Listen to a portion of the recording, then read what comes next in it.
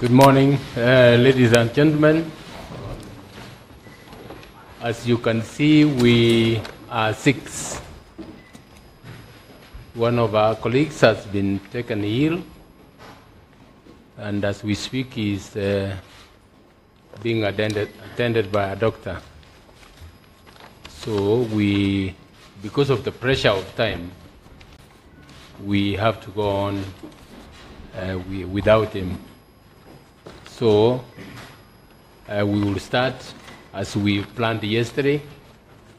Mr. Ngatia, I don't know whether it's you starting or Mr. Nasir. Can you please start? Yes, my Lord Chief Justice and Judge of the Supreme Court, I will start for the third respondent, and will take a maximum of an hour. You remember that you have 3 hours? Yes, my Lord, I remember, but my chairman also wants to address the court, so.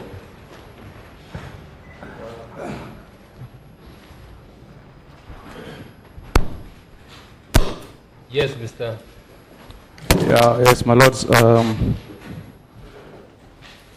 I've just been called by our lead counsel, my learned friend, Senior Counsel James Orengo, and the information I have, my lords, is that we are having challenges in compliance of the court order that was issued yesterday in terms of access to the IEBC servers. So my learned friend, Mr. Orengo, has requested me to address the court and inform the court that he will be here in the next 20-30 minutes, and we'll seek that once he comes, we kindly request the court to interrupt my learned friend's submissions to enable us make a report on that non-compliance of the court order that was issued yesterday. So we'll be seeking that courtesy. And that has already been communicated to the court.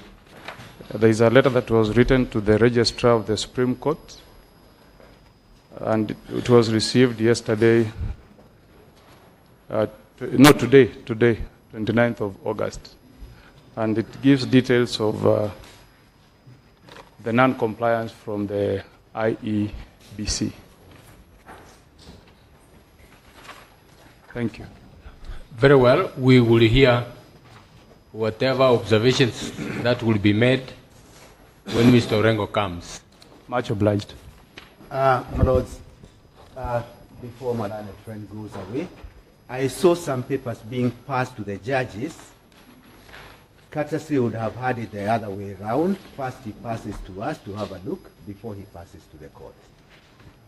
I thought they had been passed already to... No, they haven't. At any rate, not for the third. My Lord, I can pass that to my learned colleague. As I said, they have just been filed in court this morning. Give a copy to all counsel, Yeah, Mr. Copies are being circulated, my lord. Mr. Mugen, are they enough to go around? Yes, they are enough. They are enough. Yes, yeah. pass them around so that by the time when Mr. Orengo comes, Yes. everybody is on the same page. Yeah. Yes. Much obliged, my lord. Thank you.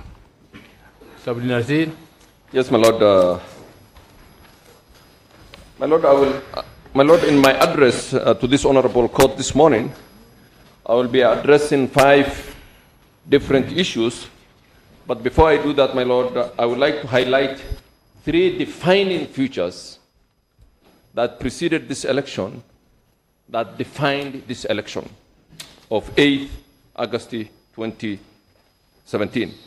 My Lord, the first one, and this we capture in our affidavits, is that in 2016, as a prelude to this election, the 2 petitioners drew a line on the sand and said that unless the entire commission, which is the first and second respondents, are replaced, they will not participate in elections.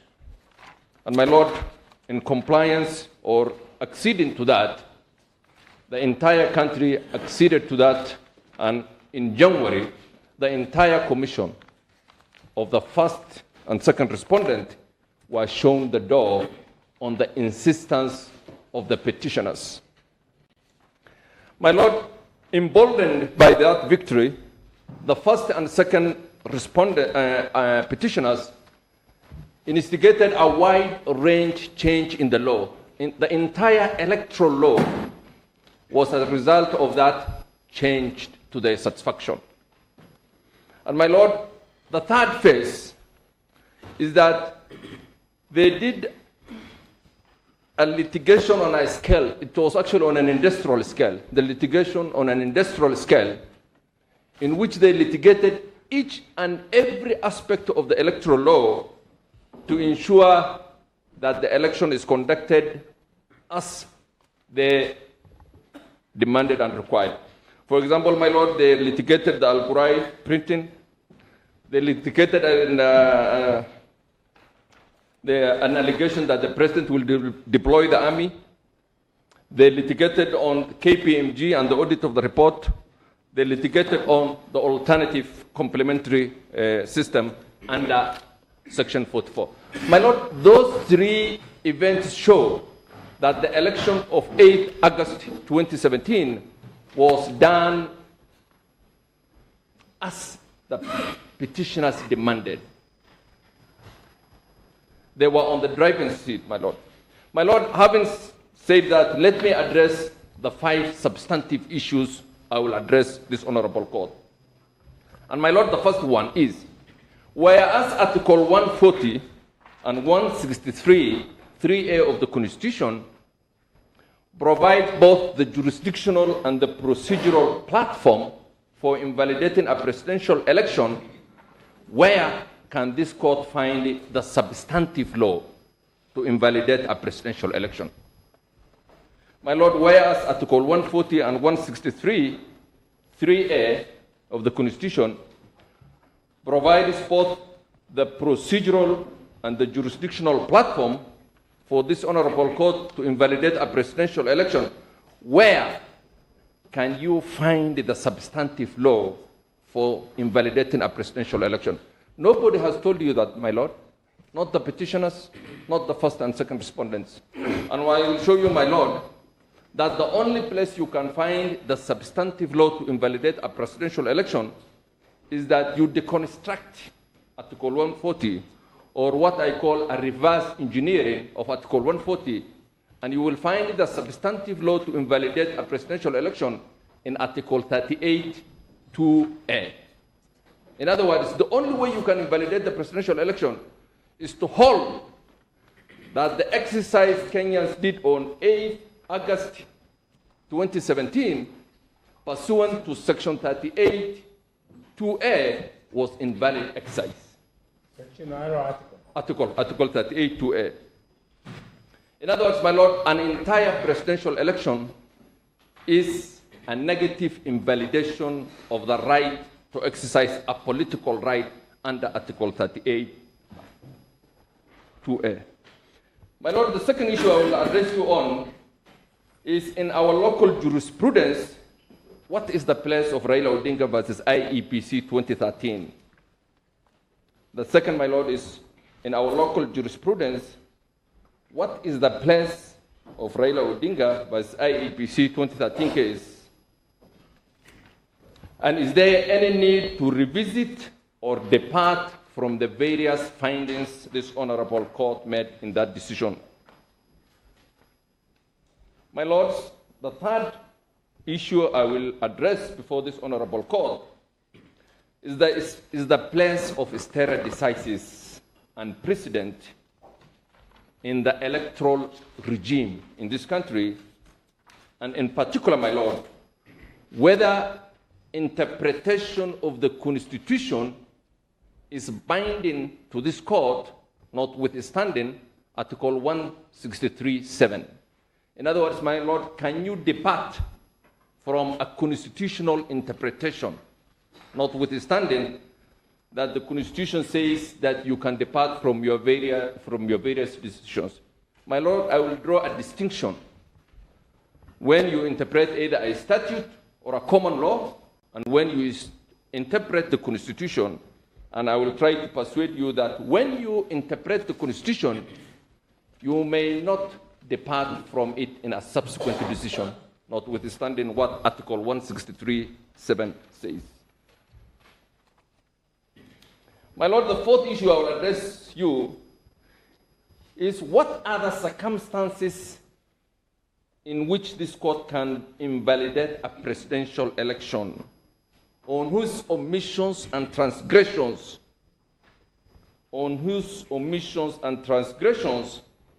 can this court invalidate a presidential election? And my Lord, the answer to that may surprise many, and I will show you that in 99% of the cases, you can only invalidate a presidential election on the transgression of the voter who has exercised his will under Article 38(2)(1). It's only the transgression of the voter who has exercised his will under Article 38(1).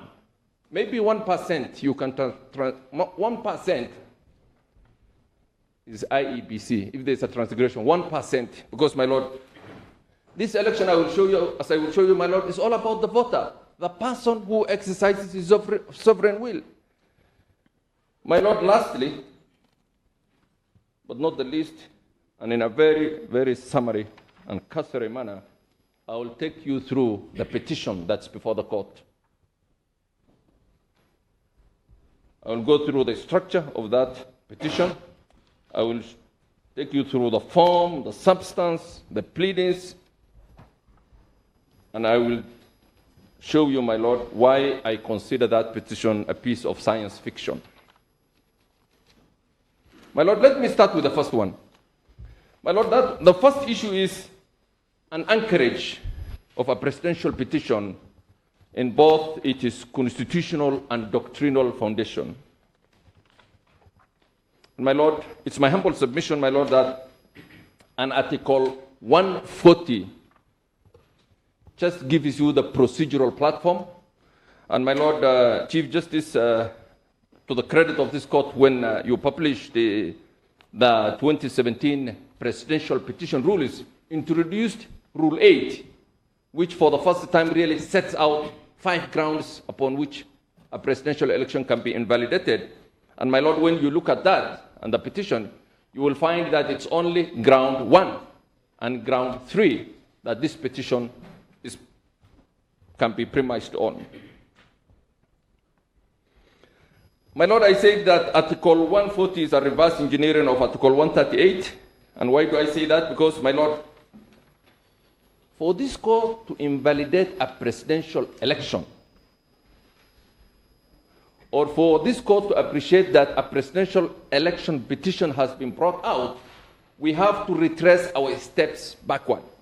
And when we retrace our steps backward, my Lord, you will find that it is the events of 8 August 2017 when 17 million Kenyans went to the polls that brought about this result, or this court case.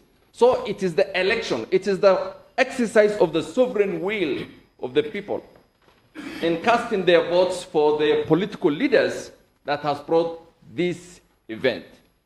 So, my Lord, it is Article 38(2), that choice of Kenyans to decide who will be their leader, that brings about this election petition.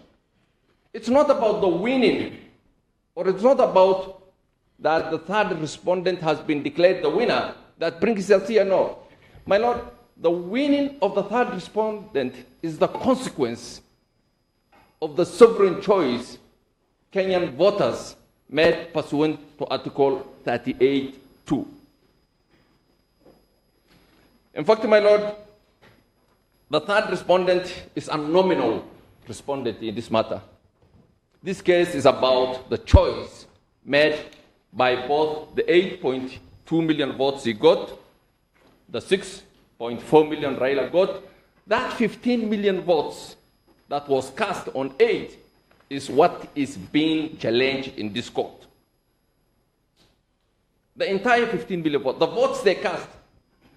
For the petitioners to succeed, this court must agree that those 15 million votes that were cast on 8 August don't count. It's not about whether IEBC officers signed some forms. It's not about whether President Uhuru did. It's not about all those things. It is about the 15 million votes. For you to overturn the decision, you must tell them that on 8 August, when you 15 million Kenyans came, you made some mistakes here and there, and we consider as a court that your votes will not count. That is the task you have, my lord.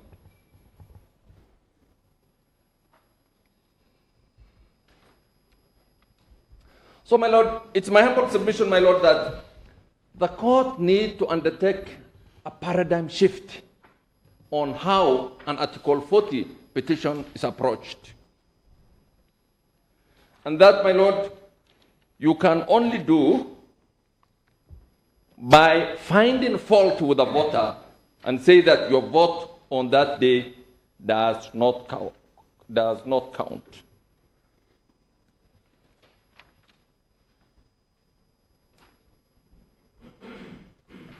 So, my lord, when this court is adjudicating of a presidential petition like it's doing this morning, under Article 40 petition, the fulcrum, the very foundation, the focal point is that we are dealing with the voter, not with any other person.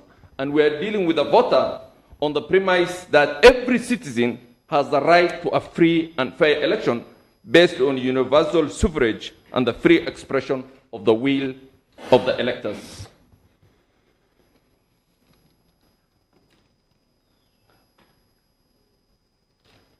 My lord, my learned friends referred, or my learned friends for the petitioner said that we are dealing with an Article 81. My lord, if you look at even Article 81, which actually buttresses the submission I'm making, Article 81 creates what I call hierarchy of principles. And it is not by accident, it's by design. That Article 81 starts with the electoral system shall comply with the following principles. A, freedom of citizens to exercise their political rights under Article 38. That is a fortification. It solidifies my submission that this actually is all about the voter who voted on 8 August. And that is why in this hierarchy of principles, we start with the freedom of citizens to exercise their political rights under Article 38.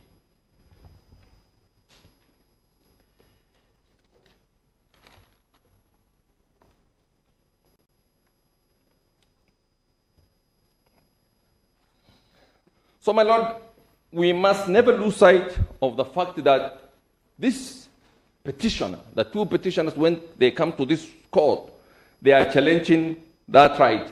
And my lord, that's why I say this case is about a negative invalidation of a political right under Article 38. You must find, for you to invalidate this election, that Kenyans were not entitled to exercise their political right as they did in Article 38. In other words, that right, for political right, is what you are negativing. It's not a case, my lord, of saying that President Uhuru Kenyatta was not elected. No, that's not what is before you. What is before you is you must find, for you to find that the election was not conducted, you must find that Kenyans, the 15 million who voted in August 8, were not entitled to exercise their political right under Article 38. And the honors, as I will show you later on, my lord, the burden of proof, even the standard has to shift. Because the petitioner has to satisfy you that a person who exercises his right under Article 38 was not entitled to do.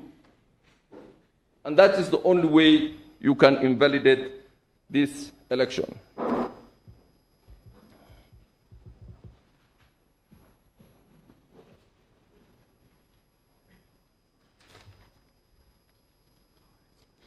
So, my lord, and I said, my Lord, that we need a paradigm shift. Previously, we used to see this as a gladiatorial contest between the winner and the loser. No, it's not.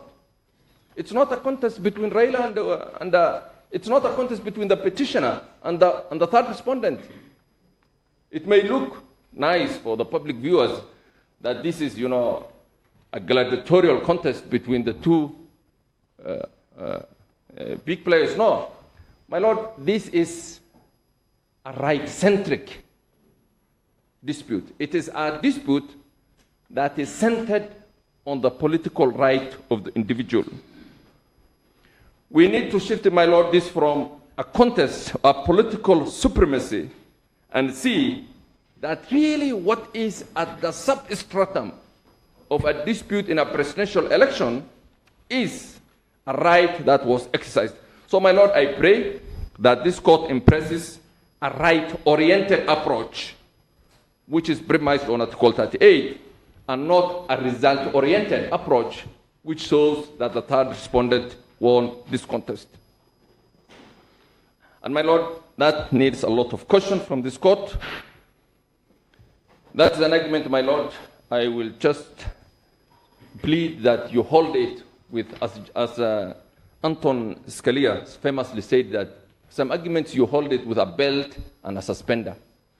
Because a suspender may not be enough, or a belt may not be enough, although at times it's enough. But to be sure that it holds, you use both belt and a suspender, my Lord.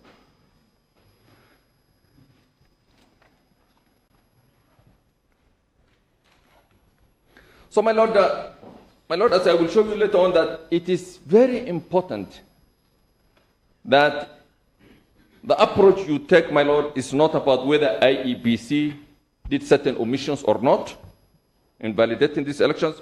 And, my Lord, let me give you an example of, a typical Kenyan setting, a herdsman, for example, from Mandera, who doesn't even speak English or Swahili. He comes to a polling station.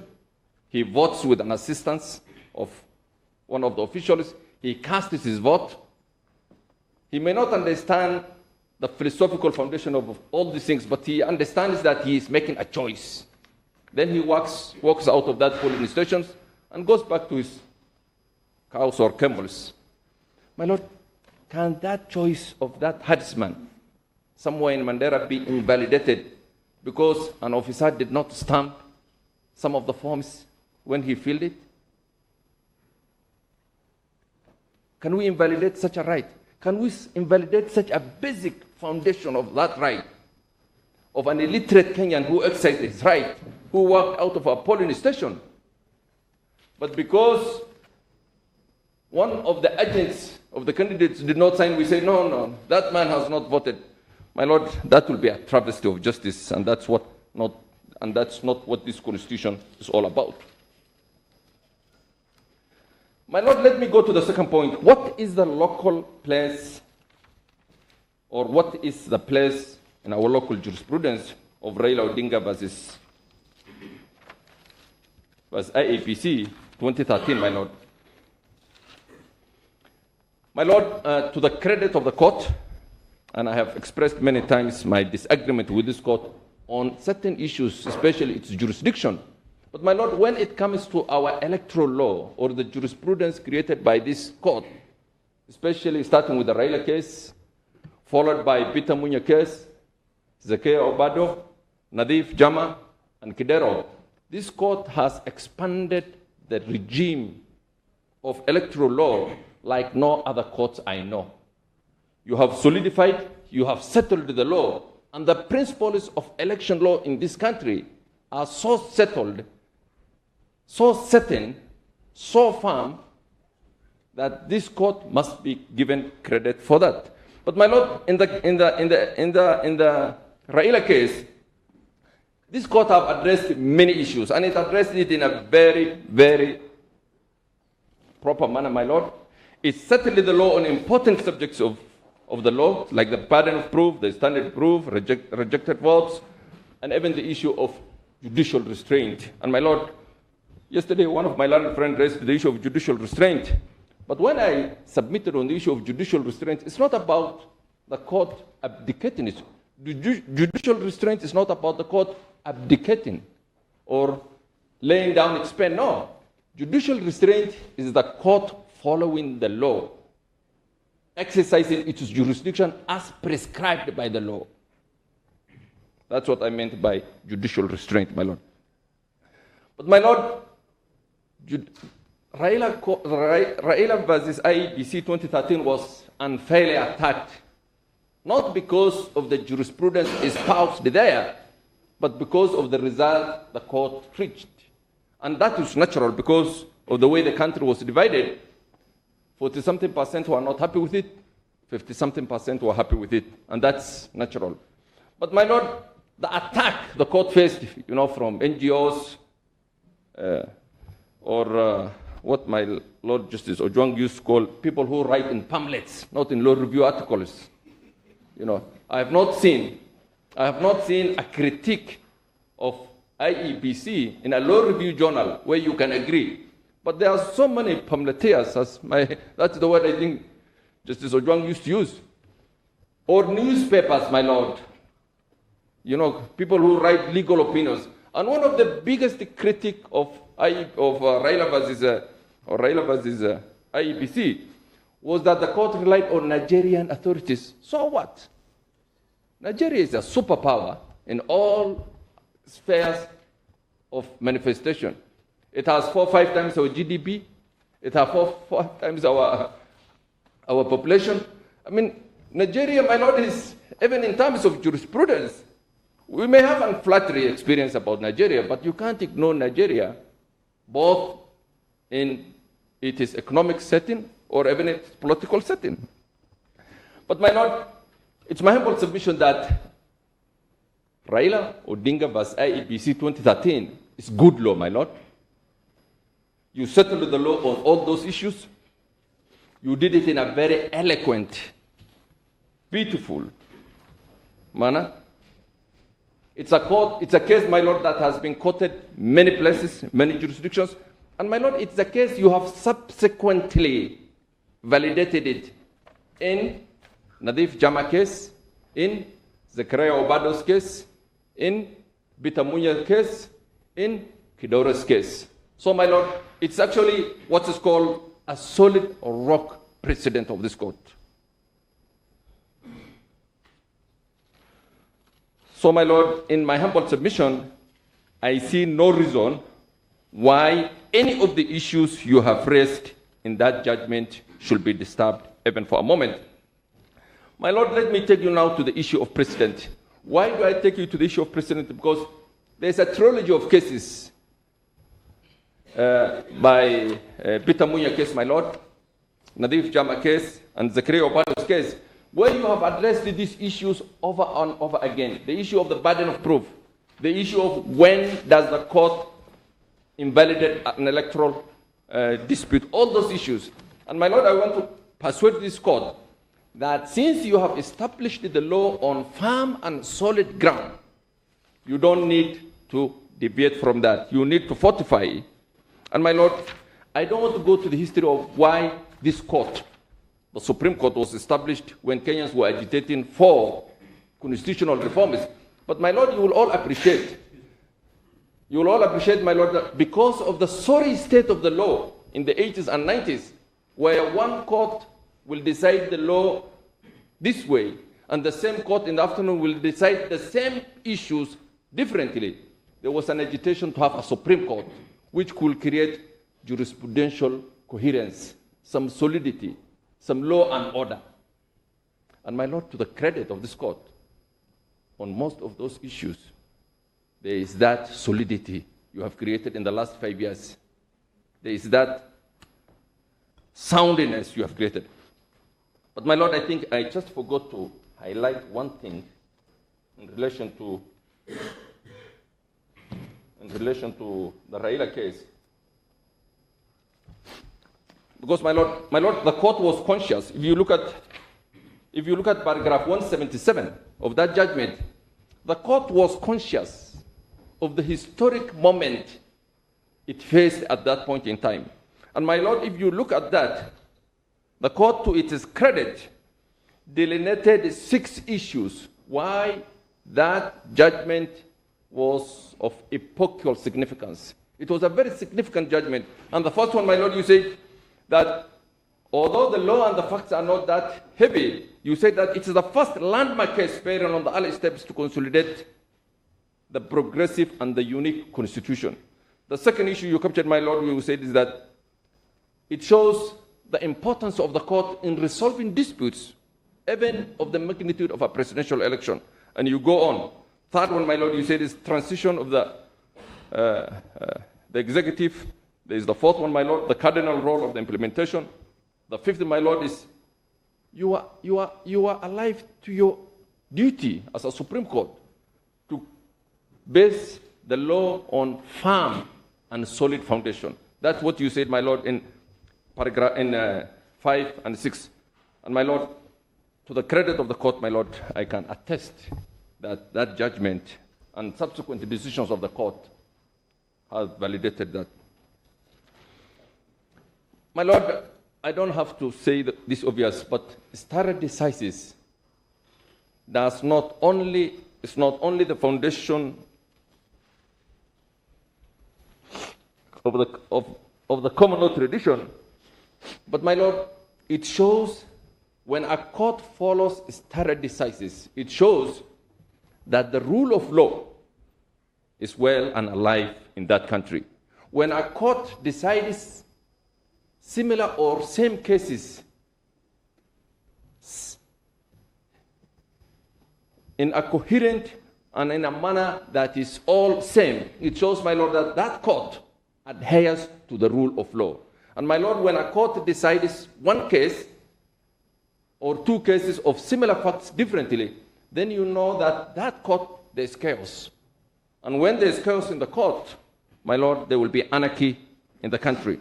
And my Lord, that brings me to Article 163(7), which says all courts other than the Supreme Court are bound by the decision of the Supreme Court. And my Lord,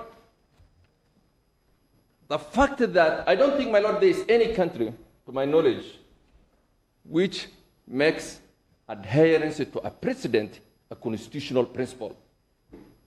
This is one of the rare cases where the constitution of a country says, no, all courts must adhere or must follow the decision of the Supreme Court. And that underscores the problem I just highlighted. There was so much chaos in the jurisprudence of this country. The High Court could decide how it wants, the Court of Appeal could decide how it wants, that the drafters, if we can use that term, the drafters of the Constitution say, no, we must have a constitutional principle that says that all judges must adhere. It shows the enormity of the problem this country faced. But my Lord, can this court, when it interprets a constitution, when you interpret a constitution and you tell the country that this is what this constitutional provision means, can you depart from that? And my Lord, my humble submission is that you can't, notwithstanding Article 163(7). Unless, my Lord, that the decision or the decision you have reached in that interpretation of the Constitution was so erroneous, so untenable, so unpersuasive, that you may be allowed to depart as an exception. But my Lord, because of the apex nature of this court, when you interpret the Constitution, you are telling Kenyans that this is what the law means. My Lord, if you change after 1 month and say that, no, this is what the Constitution means, people will not take this court seriously. And I'm glad you have not done that so far.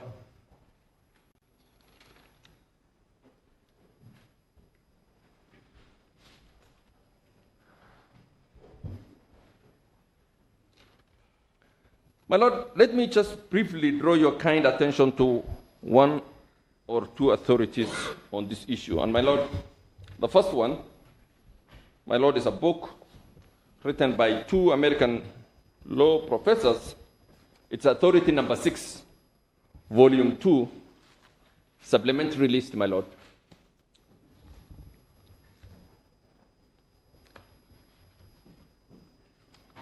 My Lord, if you look at from page 849, you will find a book written by Daniel Fapper and Susanna Sherry.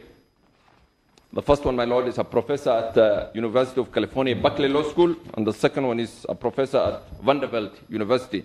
The book is called Judgment Calls, Principles and Politics in Constitutional Law.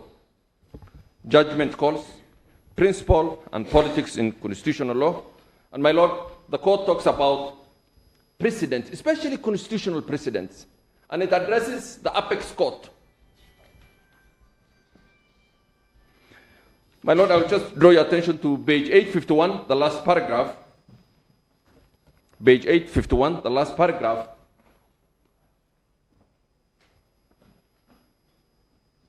Where the court talks of how does a continuing court, a court that continues like this one, address precedent.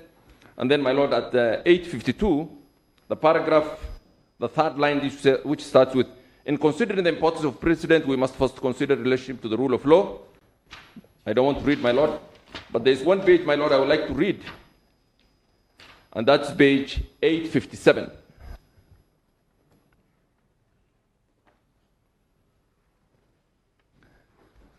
My lord, this is what the learned author says at page 857. They say, adherence to precedent does not mean simply refusing to overrule past decisions, but taking them seriously as a starting point for analysis in future cases.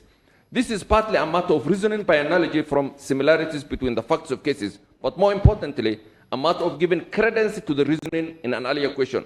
The willingness of judges to differ in its own way to their predecessors and their expectation of a similar difference from their successors transforms courts from an ever-changing collection of individual judges to an institution, one which is capable of building a continuing body of law rather than merely a succession of one-time rulings.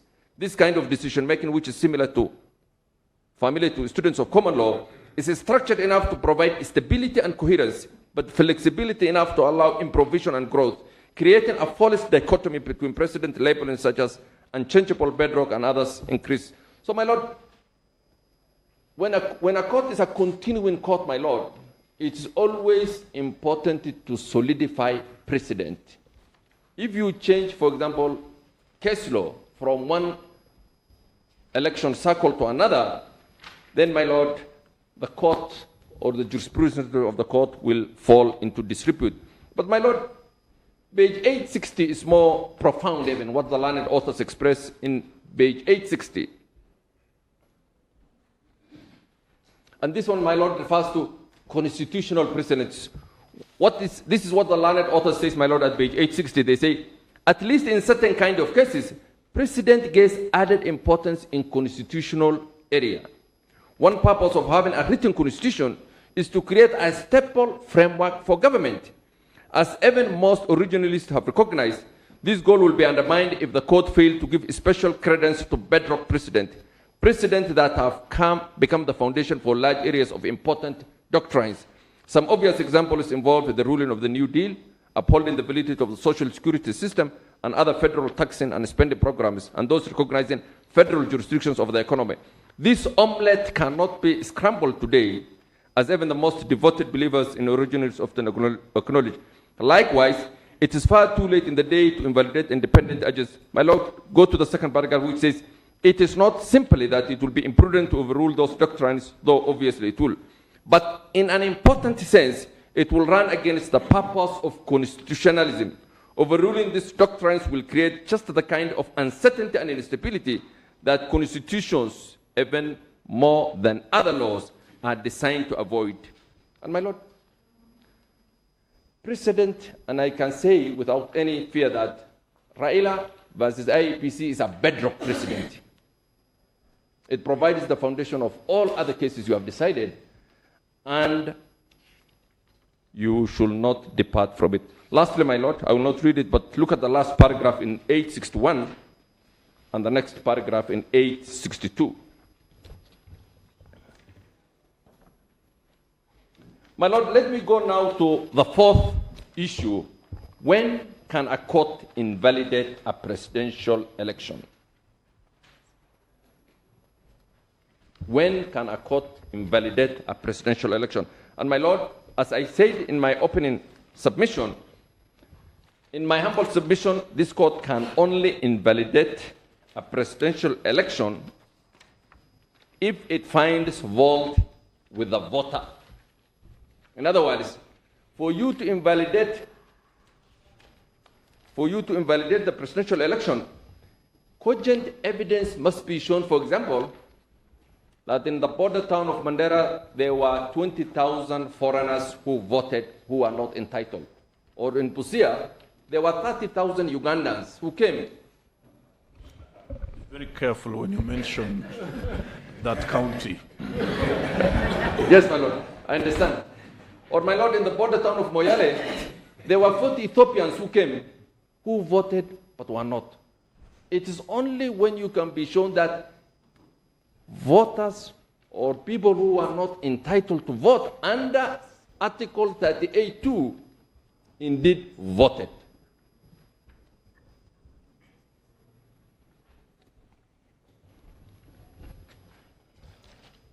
My lord, the centrality of the voter or the Kenyan who exercises his political will under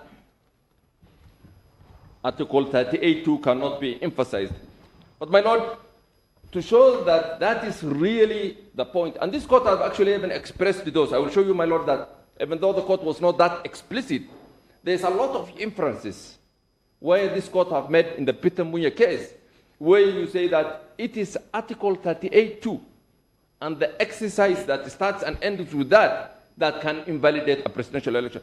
But first, my lord, let me take you through the Canadian case of Ted to show you that even in developed democracies, the only or the major reason why courts invalidate elections is because voters who were not entitled to vote did indeed vote in that election. And my lord, that you will find, that is the second authority in the supplementary list. It's at page 1 to 33. My lord, I will not read, but let's start, my lord, with page 48 of that decision.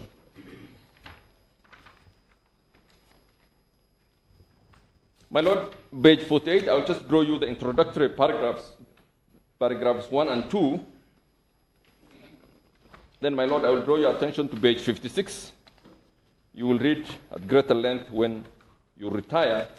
Page 56, my lord, paragraph 23.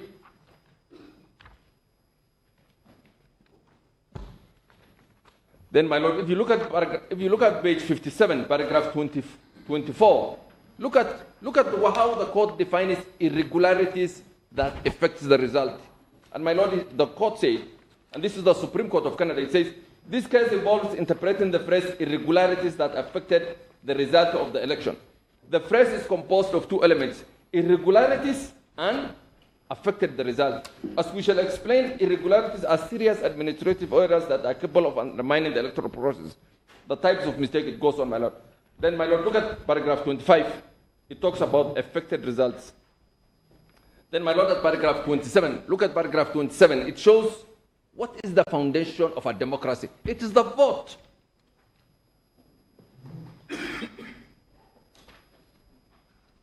But, my lord, to show the centrality of the voter in any election, my lord, kindly look at page 64. That's paragraph 44, paragraph 46. And, my lord, paragraph 50 and 51 now shows the point I've been emphasizing. Look at 50, my lord, paragraph 50 at page 67.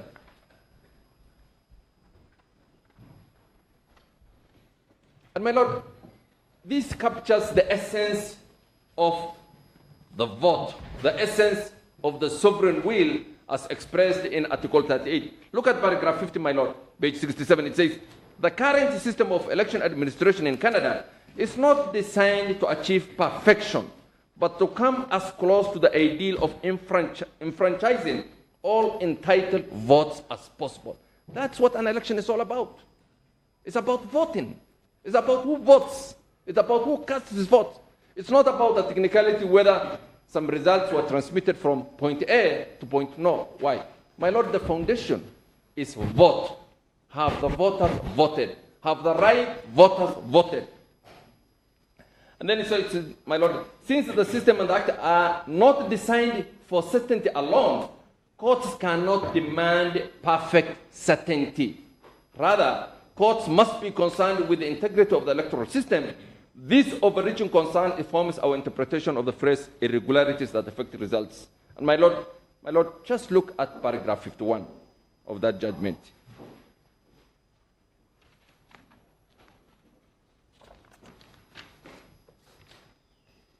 My Lord, lastly, I will draw your kind attention to page 69, both paragraph 55 and paragraph 56. Then at page 70, paragraph 57. And my Lord, paragraph 57 is a gem. This is what the court says. The substantive approach is recommended by the fact that it focuses on the underlying right to vote, not merely on the procedure used to facilitate and protect the right. In our view, an approach that places a premium on substance is the approach to follow in determining whether there were irregularities that affected the result. On this approach, a judge should look at the whole of the evidence with a view to determining whether a person who was not entitled to vote voted, my Lord. And my Lord, that is the essence of an election. Did those who vote, were they entitled to vote? Lastly, my Lord, look at paragraph 58, paragraph 59, and paragraph 60, my Lord. My Lord, quickly, let me just take you through the local jurisprudence of this court. And my Lord, I will start with Opado, who was the governor of Migori. My Lord, in that case, the difference between the two was a mere 600 votes. And Professor Oyugi, who was challenging, had the simple task to show that despite all the issues he pleaded, Governor Opado had 600 votes that he was not entitled to, my Lord. My Lord, he could not prove that despite all the issues he says, some forms, some signatures were not signed, some polling stations opened late. The court told him, show us simply how we can deduct 600 votes so that we can call a by-election. And he couldn't show. My Lord, the same applies for Peter Munya. Peter Munya, Zakaria Opado, and Nadif. The difference between the winner and the runners-up was less than 1%. And in all those three cases, the court made one simple test. Numbers matter. Show us that the winner has certain numbers which he is not entitled to have. But my Lord, I think the most authoritative, the case you have addressed these issues most is the Peter Munya case. And I will just take you through that very quickly. My Lord, I will start at page 158. That case, my Lord, starts at page 158.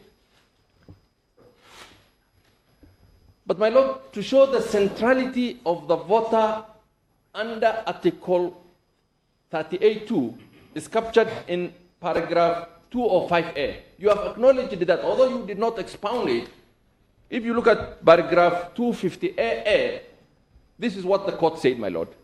It's at page 200 at the top.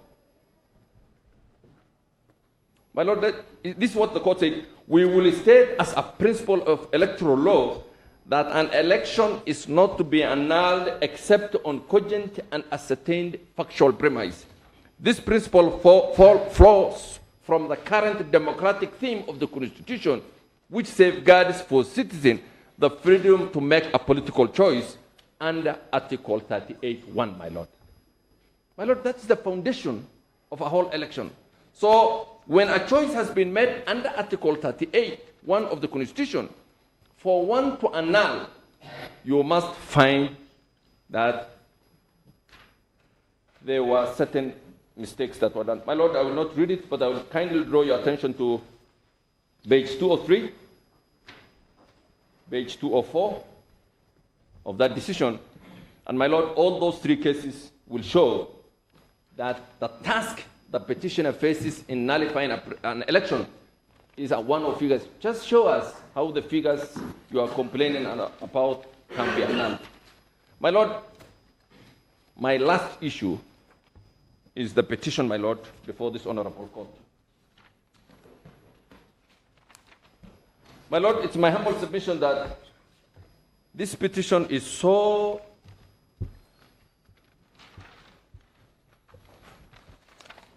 My Lord, it's my humble submission that this petition, my Lord, pleads no course of action.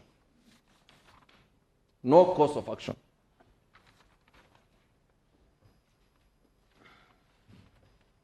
My Lord, even if you lower the standard of proof to be one below on a balance of probability, this petition will still be dismissed. Even if you lower, if you establish a new test that says that the test is one below a balance of probability, this election petition will still be dismissed. My Lord, even if the court will have dismissed that application and say that we expunge from the records all the pleadings filed by the first, second, and third respondents, and you allow the petitioner to prosecute this petition in our absence, it will still be dismissed. Yes. It will still be dismissed, my Lord.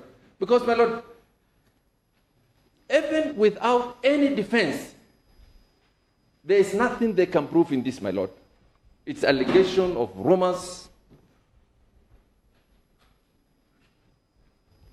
It's allegation of political hyperbole. It says that the election was conducted so badly, and you don't give particulars. But my Lord, as my learned friend yesterday is rightly captured, and I say this, my Lord, when I was starting, this petition is a science fiction, my Lord. It's a science fiction which will only interest directors and actors in Hollywood. Because, my Lord, this petition is based on the theory that results that were being transmitted by the first and second respondents were intercepted by either aliens or extraterrestrial forces, changed it in favor of the third respondent. Don't explain why it was not changed on behalf of Dida or my friend Ekuru, but for the third respondent, manipulated at a frequency of 11%, and the third respondent won, my Lord, as a result of that. That is pure science fiction. It can't, it's so absurd that someone can put a chart there and say that the third respondent will win an election because a computer chip has been placed somewhere that manipulated the result that led to a result that the third respondent won the election.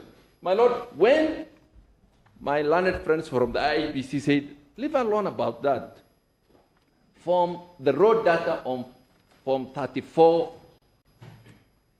A and B and C are there. Look at it and show us what difficulties you have. And my Lord, they had no answer to that. And my Lord, when they were supplied with those Form 34s, as required by the rules of this court, my learned friend, my Lord, Orengo said from the bar that they were photocopies, they were not original.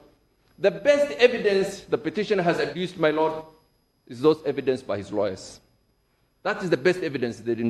It's not by the petitioner and his witness in the affidavits, no. The best evidence, my Lord, is the one adduced by Orengo from the bench. But that itself is not enough to prove his case because it was hearsay. When he said, for example, that those Form 34s are not original, my Lord. Those are hearsays. That's not what a lawyer should say. So, my Lord, I have 20 more minutes. I will give to my learned friend. But, my Lord, I have shown that this petition is not a petition that is grounded in law. It's grounded on other grievances, my Lord. It's not law. It's not a course of action. The figures and the numbers, my Lord, are clear. And, my Lord, for you to invalidate that presidential election, you have to show the bottom line, that the 14 million Kenyans who elected everybody else, and there is no quarrel about all the MPs, the MCS, the senators, the women representative. Nobody is unhappy about that. You have to show that those 14 people should not have voted, and they should not have voted in the manner they have voted, my Lord. My Lord, it's not the result one should be annoyed with. Because in every contest there are winners and losers. No. You must have a bona fide, concrete course of action for you to be aggrieved. The result is a natural consequence of Article 34(2). My Lord, unless you have any questions, that's the end of my submissions. I am most grateful, my Lord Chief Justice. Thank you very much, Mr. Abdul Nasir. Thank you, my Lord. Thank you.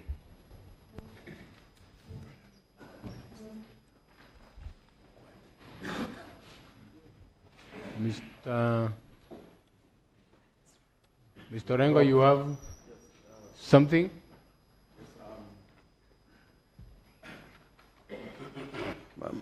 My lords, my ladies, I'm sorry. If it's about the application that we were warned that will be made by my learned friend, we prefer he makes that after we have concluded our submissions, so that there's a natural flow in our submissions.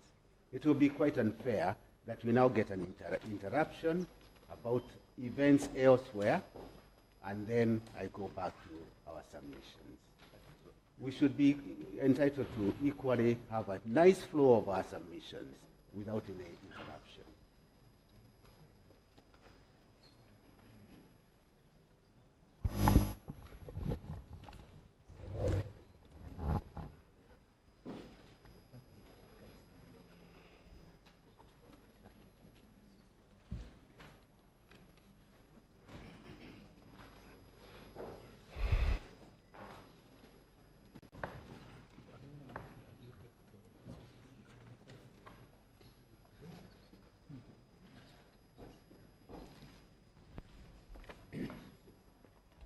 Mr. Ngatia, Yes, Lord. you know, following our order yesterday, Yes. there is a parallel process going on Yes. with regard to the scrutiny of the documents we give. If we wait until you finish, that may delay that process.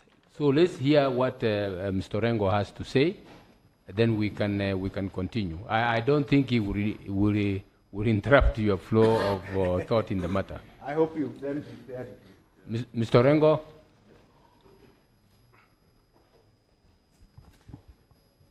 Yes, Mr. Muite? My Lord Chief Justice, we have seen the letter addressed to the registrar of this court,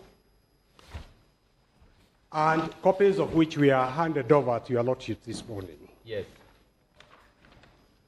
I have been in touch with my client, and we expect in the next 30 or so minutes to have our client's version of events in writing before your Lordships. And I think it is fair that your Lordships listen to my learned friend James Orengo when the response of the Commission is also before your Lordships, so that you can give directions if there is any need to when you have heard both parties. Mr. Muite, we don't know what Mr. Rengo wants to tell us. We will be able to decide whether or not we can interrupt the proceedings. Let Mr. Rengo say what he wants to say. We will be able to deal with that. I shall go along with your Lordship's directions, safe to observe that it's perhaps not rocket science what he wants to do, because it's already in the letter. But I'll go along with what you have suggested. Thank you. Mr. Rengo? I'm grateful, my lords and my ladies. As you know, my lords and my ladies, there are two exercises going on. One at the IEBC headquarters, which is in relation to the ICT-related issues that were subject of the court's order, and one that is taking place at Milimani Court, which is basically to look at the documents, the forms more specifically. My Lord, I'm not making an application, but just giving an update, because it may have an impact towards the later part of the day when this matter will be dealt with.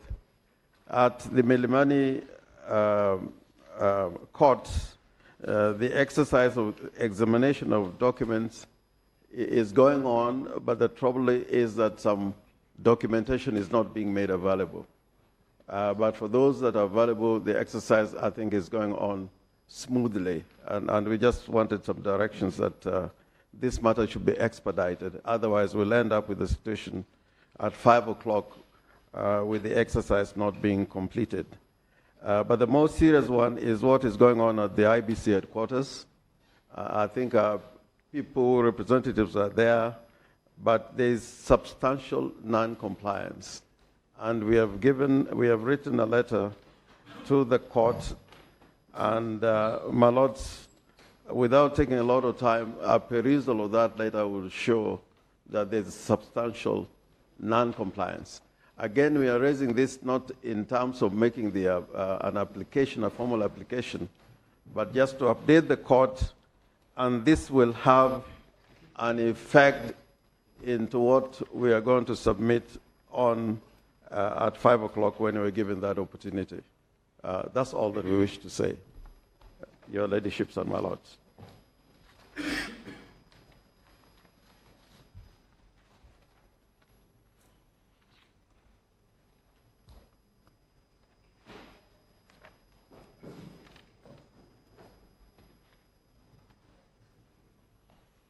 Yes, Mr. Mwite. My Lord, on the first issue regarding the scrutiny of Forms 34As and Bs, I wish to support the sentiments of Honorable Rengo that perhaps this court needs to give instruction to directions to its registrar to increase the staff that are undertaking that exercise. Because from what I understand from my client, the number of staff is too low to be able to accomplish that exercise in good time. So we are also anxious that that exercise should be completed in good time before 5 p.m. And the way to do it is for the registrar of this court to increase staff to such numbers as we enable the exercise to be completed in good time. On the second one, the issue of Access ICT. My lords, these servers are in Europe. Sorry? The servers are in Europe. We are not refusing to give access. Europe is a couple of hours behind us. We had to wait for them to start working. They have to set up the access window with safeguards. That exercise is going on, and I am instructed that that should be completed in the next 1 or 2 hours. So it's not us who are refusing to give access, except with regard to the soft copy that your order has directed we give to them of the logs. We have added a soft copy to the registrar, but my instructions are that our opponents did not accept the soft copy. So as far as the access is concerned, the soft copy, we have complied. The second component of actual access, in accordance with the orders of this court. In fact, my clients are going further because there are some things that are beyond the orders that we are given by the court. But even those that are beyond, bearing in mind the concerns about the integrity, we want to accommodate them by giving them access. And that is what is being worked on by our service providers in Europe, and that should be in place within the next 1 hour or so.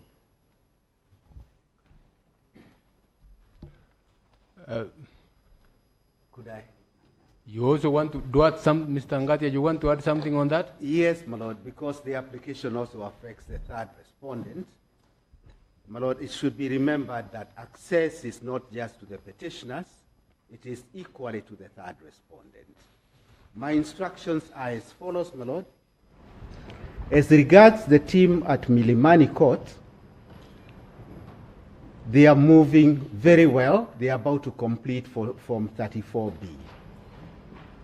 And they anticipate by midday, they'll be towards concluding that exercise. As regards the other team,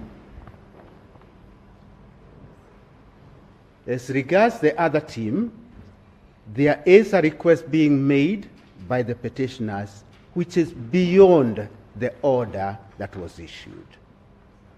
What that is, my lords, I would request an opportunity for my technical team to respond to this letter in writing, just like to respond to the request which has been made.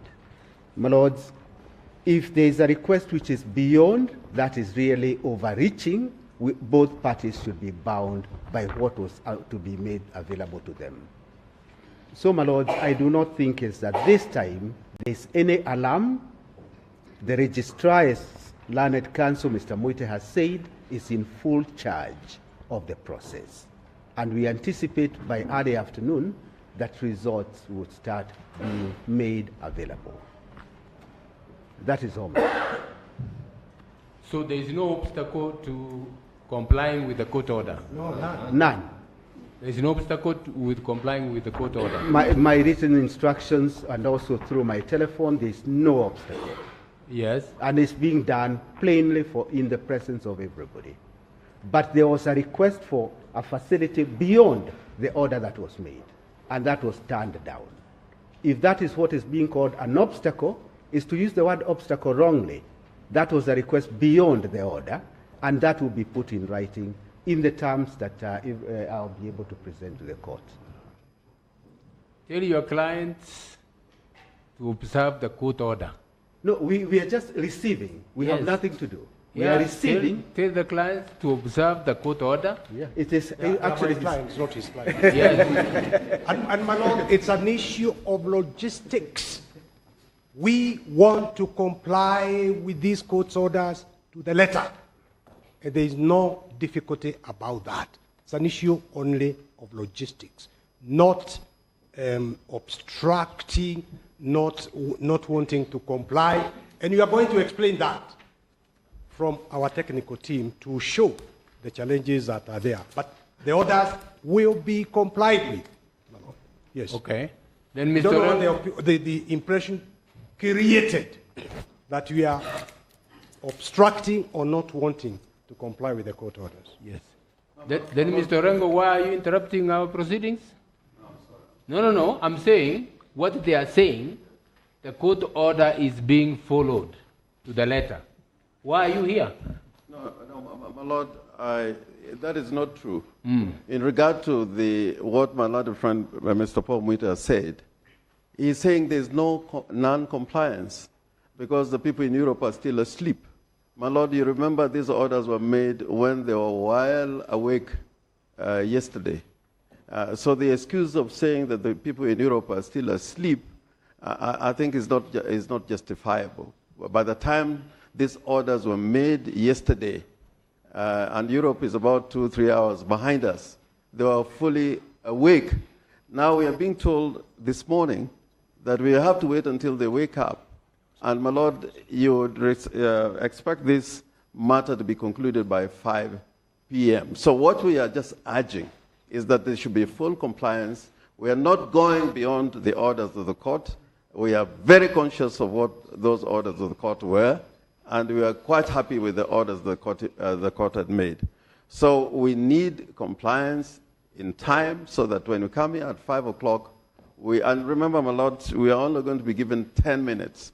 So we need also to prepare our responses so that we don't take a lot of time from the courts. So that's all that I wish to say. Very well. We gave the order yesterday morning. It is for the parties and their agents to work out and comply with the order within the time specified by the court. At 5 o'clock, we want a report. Anybody who will not have complied with the court order will tell us why he has not complied, and we will determine whether or not failure to comply was reasonable. And we will deal with that. Thank you very much, Mr. Ngatia. Can you now proceed? I hope that has not interrupted your train of thought. It has not. It has not, since Mheshimiwa was one of our candidates in the electoral contest as well. So Mr. Mwite and Mr. Orengo, Yes, Mano. please communicate with your clients. Yes. To what? To comply with the court order. We have and will continue to do so. If some of your clients' agents are in Europe or wherever, they must have been told yesterday, wake them up and get the order done, complied with. My Lord, the clients are here in Nairobi. It is their service providers who are in Europe. The orders will be complied with, I assure this court, my Lord. But one point, I think we need to be guided by the IT technical people here. And I think the Supreme Court has its own IT experts working with the registrar of the court, so that this report we also factor in the technical aspects. Because I think when we are talking, we need to be guided by those experts. Are they not there at the IBC headquarters? Yes, they are there. Yes, they will come and tell us. They will come and tell us, yeah. That's all I'm asking. Thank you. Thank you.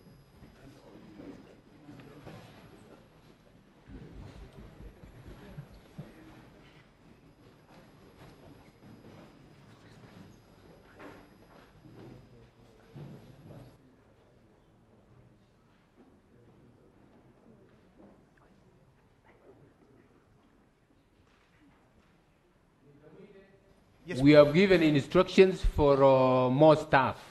Thank you. To be increased at Yes. Milimani. Yes. So that the work is completed in time. Thank you. Thank you.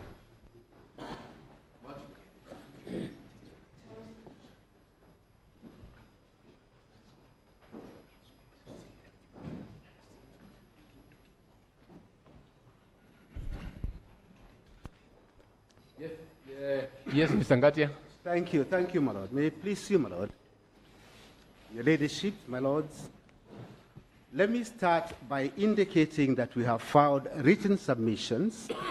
I rely on those written submissions. I rely on the written submissions and all the affidavits that we have filed. My Lords, in making the submissions which I'll be making this morning, it's now afternoon, I'll be assisted by my two learned friends, the young lady Melissa Ngania, as well as Hilary Segei. My Lords, let me start at the beginning. A presidential election is an edict of the Constitution. It is set out in Article 136. It is Section 136 that provides that an election for president shall be held. And it will be held in the manner, namely, that all registered voters shall be accorded an opportunity to participate in that election. From Article 136, the next article that engages that election is Article 138. And it's important, my Lords, that I lay these articles bare, right at the word go, because that will define the parameters of this engagement. Article 138, sub-article 3, provides that in that presidential election, all persons registered as voters shall be entitled to vote. Voters will be entitled to vote. B, paragraph B, the poll will be by secret ballot. C, at the polling stations, IEBC will tally, verify, and declare the result. My lords, those are the precepts, the commands set by the Constitution. From those commands, one goes to sub-article 4, and this article, sub-article 4 provides that at least 1/2 of the votes and at least 25% votes cast in each of more than half of the counties will be the ones determinant of a victory. Sub-article 4, my lords, introduces a quantitative analysis.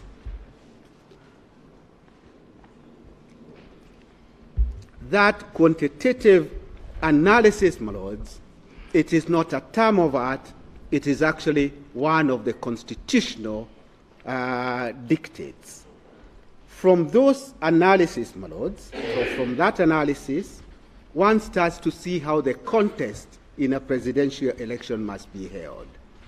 It must be held in the manner set out in Article 138, and then the qualification is set out in sub-article 4.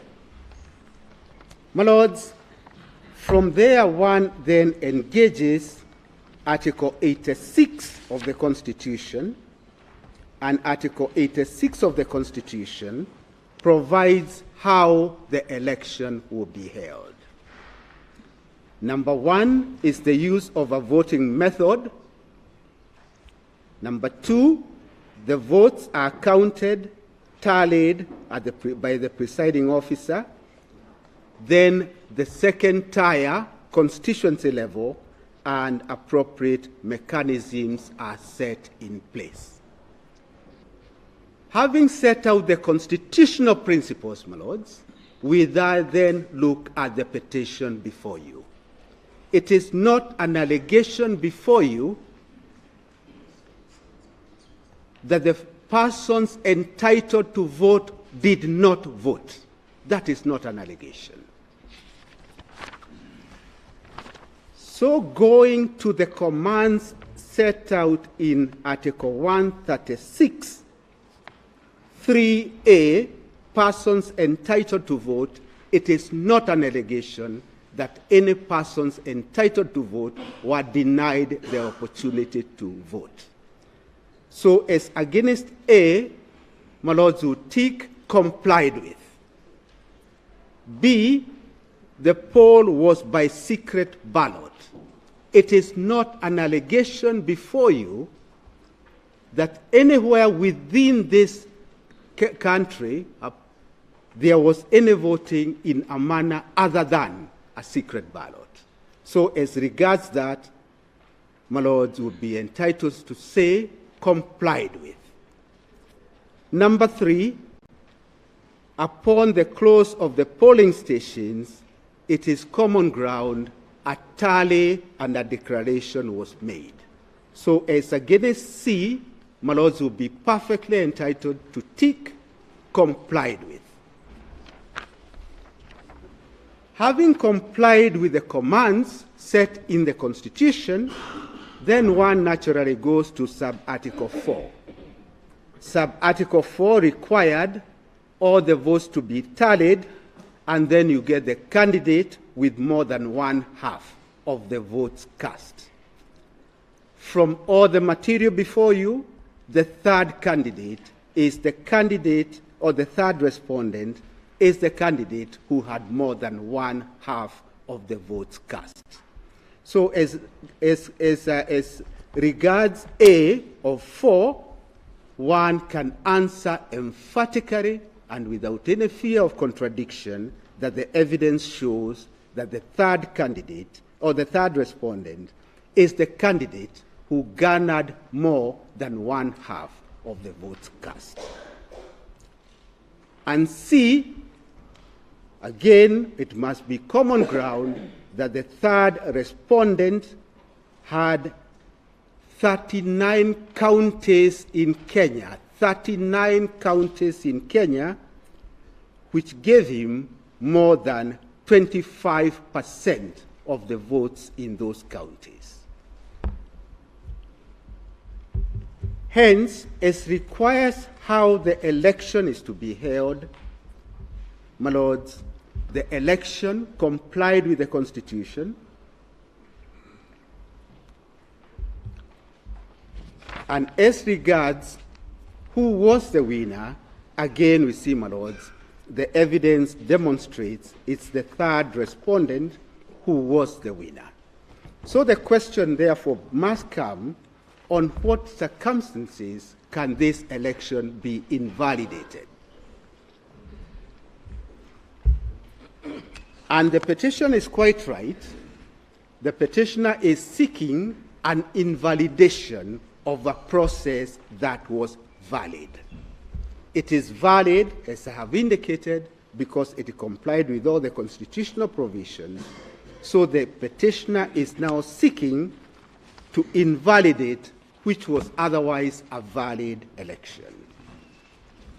My lords, I have set out those articles of the Constitution because it's very easy to fall into a trap and regard a contest at this level as if it is a contestation at the High Court on other elections apart from the presidential election. Other elections other than the presidential election, the contestation would be based on Elections Act and qualitative approaches to that election. My lords, I appreciate that the Elections Act has a place to play, but that place is subordinate to the Constitution. I will now deal sequentially, but bearing those principles in mind, to the issues that have been advanced in this litigation. I will start with the minor care judgment that was delivered by the High Court in June this year, barely 45 days before the date for the general election. Minor care is a case that started at the High Court, escalated to the Court of Appeal. At the Court of Appeal, NASA, a political coalition, sought to be enjoined and was enjoined in that appeal. As a matter of fact, I do recall Jubilee did not participate, but I do recall NASA was represented by, amongst others, my good friend, Senator Orengo.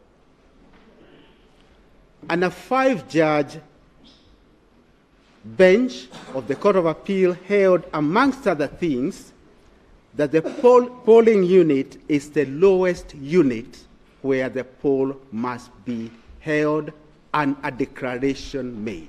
That's the first principle of law that is set out in the minor care case. The polling station. Polling station is where the first declaration of a presidential contest is to be held. The next principle set out is that that document at the polling station is the primary document, and the word used is primary document. Why it is primary, my lord, is so that we can steer away from this contestation about mirror images of that document. Since it is the primary document, if there's any contest about a mirror image, then one must revert to the primary document because it is available. My lords, that case is the one that was, so to speak, the reference point during the last general election.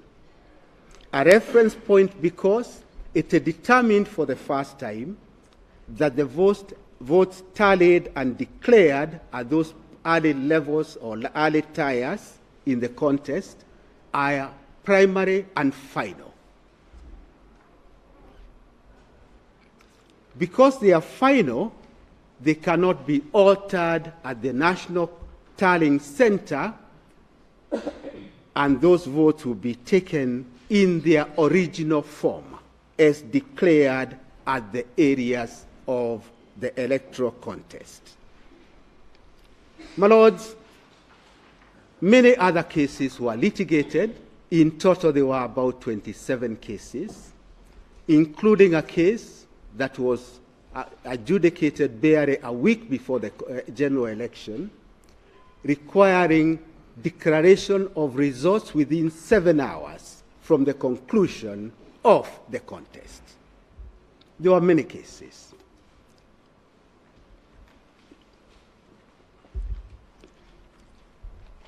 The next area I go to, my lord, is the polling date. On the polling date, my lords, it must now be obvious, as I indicated, that all the constitutional requirements were complied with. There is no allegation that elections were not held countrywide. There is no allegation that any Kenyan voter was denied the right to vote. There is no allegation that any region of this country was disallowed to vote. To the converse, my lord, we are in unison, in agreement, that polling was held throughout the Republic and in a very peaceful manner. Now, my lords, and this now I start to engage the petitioners. What we carried out in the polling stations is an electoral contest. And a contest of politics has its own uniqueness. It is not a contest in science. It's a contest in seeking voters from the electorate. So consequently, my lords, the Elections Act anticipates that there will be questions about the integrity of the process, and the Elections Act provides for observers to be accredited. Observers to be accredited so that they can ensure or be able to be critically analyze the integrity of the process. Many observers were accredited. My lords, in the affidavit of Davis Shield, we have produced many observers' reports. These reports, my lords, have statutory underpinning. They are required by Section 42 of the Elections Act, and the report must be provided or submitted to IEBC pursuant to Regulation 94, Sub-Regulation 6. So these reports are not without a basis. They have a basis in law, and they are a requirement because it is the first assessment of the electoral contest. And as I keep on referring to this, my lord, it is an electoral contest. My lords, in this affidavit by Davis Shield, we have attached various reports. At handwritten page 4 is the first report by ELOG, Elections Observation Group. On the first page, they say, and there is no dispute, they had 8,300 observers in all the 47 counties in Kenya. They had 8,300 observers. I go to handwritten page 6. On the election day process, I read, ELOG observers were properly permitted to observe in 98.4 of the polling stations.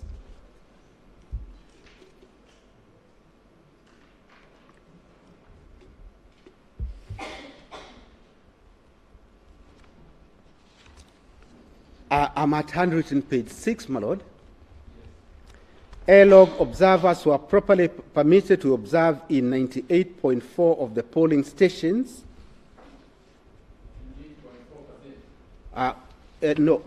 Handwritten page 6.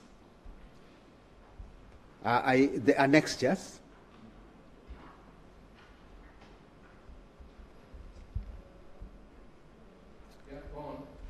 And then voting, we see that 7.6% of the stations, the KIMS kit failed.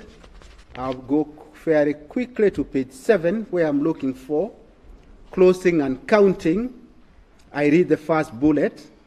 An ODM, Wiper, ANC, or Ford Kenya Party agent representing the NASA coalition were present, and this is important, my lords, were present in 84% of all the polling stations.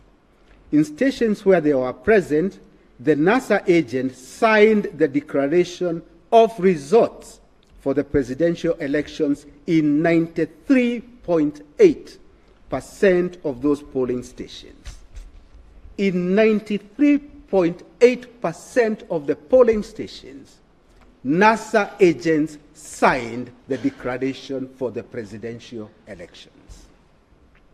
My lords, this next bullet, for the closing and counting process, a Jubilee Party agent was present in 92.3% of all the polling stations.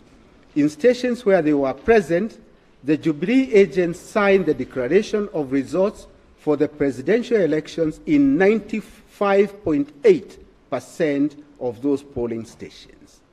So, my lords, without even going any further, you see that the two candidates had agents throughout the country, and those agents signed the presidential declaration forms.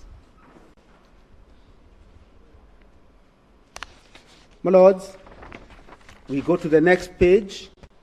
E-log, with so many observers, had a projection on how those candidates had fared. I'm on page 8. Their projection before the results were announced, before results are announced, was that Uhuru Kenyatta will get 54% of the votes. When the results were declared, he had 54.3%. One can see the near accuracy of their projection. Odinga Raila, they say they projected 44.9%. He got 44.7%. Again, very near to the eventual outcome.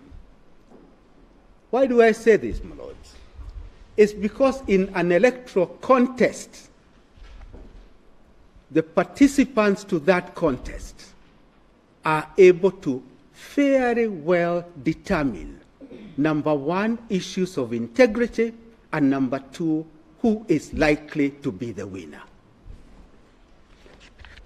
My lords, in this observer's report that was submitted in compliance with our domestic law, there is one recurring theme. The process was free, fair, and credible. Free, fair, and credible.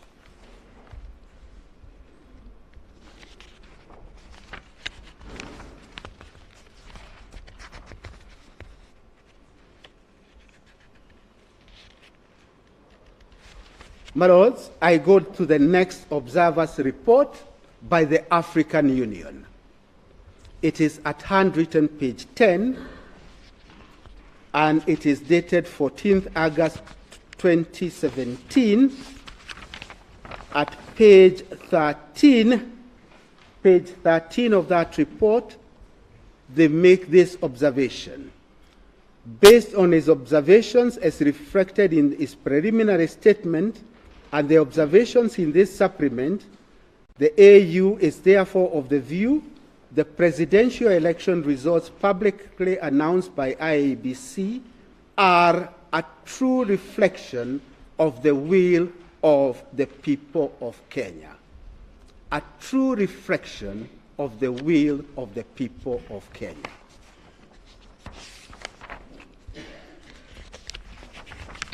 I'll move quickly to another report. This is a report by the Commonwealth, and this will be found at page 26 of the annexures. A report by the Commonwealth, my lords.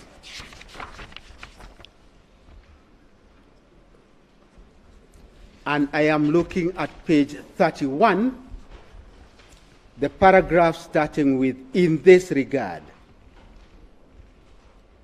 In this regard, we commend the reassurance of the chairperson of IEBC that results will not be declared until that form.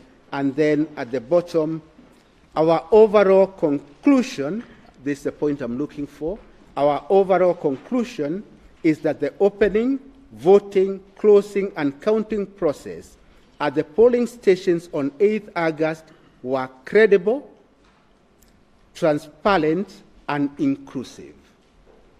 They use different words: credible, transparent, and inclusive. Proceeds, we commend and congratulate Kenyan voters, the staff of IEBC, political party agents, candidates agents, the media, and all the security personnel for their commitment to the democratic process. They were efficient in the conduct of their respective roles, which contributed to the conduct of a peaceful poll on 8th August 2017. So apart from credible, transparent, and inclusive, they also give it another tick. It was peaceful. And that, again, my lords, is a point I would wish to buttress in a second. Throughout the day of 8th August, the elections were held in the most peaceful manner. There were no riots, there was no commotion anywhere, and that is not an allegation before you.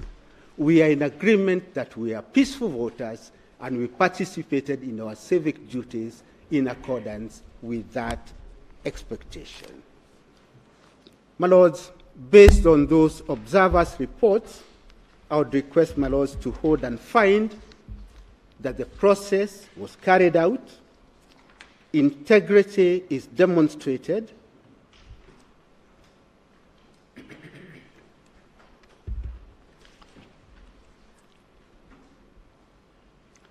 and in this electoral contest, my lords, what one is looking for is a wholesome approach to that process, not a utilitarian principle approach, which means self against all the others. I will therefore urge and request my lords to hold that this process had all the hallmarks of a process that was credible. I go to what has been thrown at us. Number one, results started streaming at 5:07. And that is supposed to be a complaint instead of a compliment. A moment ago, my lords, I indicated to you, when you have time in the affidavit of Winnie Nguchu, you see we have analyzed all those cases. Even a case requiring results to be declared within 7 hours. So they start streaming at 5:07, and that becomes a complaint. Let me deal with that complaint because it's important I deal with it. It is true, my lords, that the first result that streamed was at 5:07 from a polling station where the first petitioner had 6 votes and the third respondent had 4 votes. So the votes cast in that polling station were 10. 10 only. And there's no argument that there were only 10. But the argument is it was very quick for those results to stream in. My lords, how long does it require to count 10 ballot papers in the presence of agents? You hold 1, 2, to count 10, my lords. We do not want to waste your time. Would be something towards 2 minutes, if not less. So for results to stream at 507, it's a polling station. Narok is from a prison, Narok main prison. The next stream was at 508.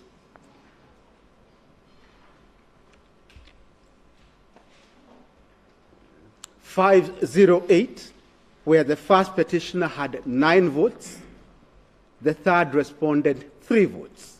So total votes 12. And I'll only give 3 more. The third was 509. First petitioner had 5. Third respondent had 7. And all the timesheets are before you, my lords. And then we go to 512.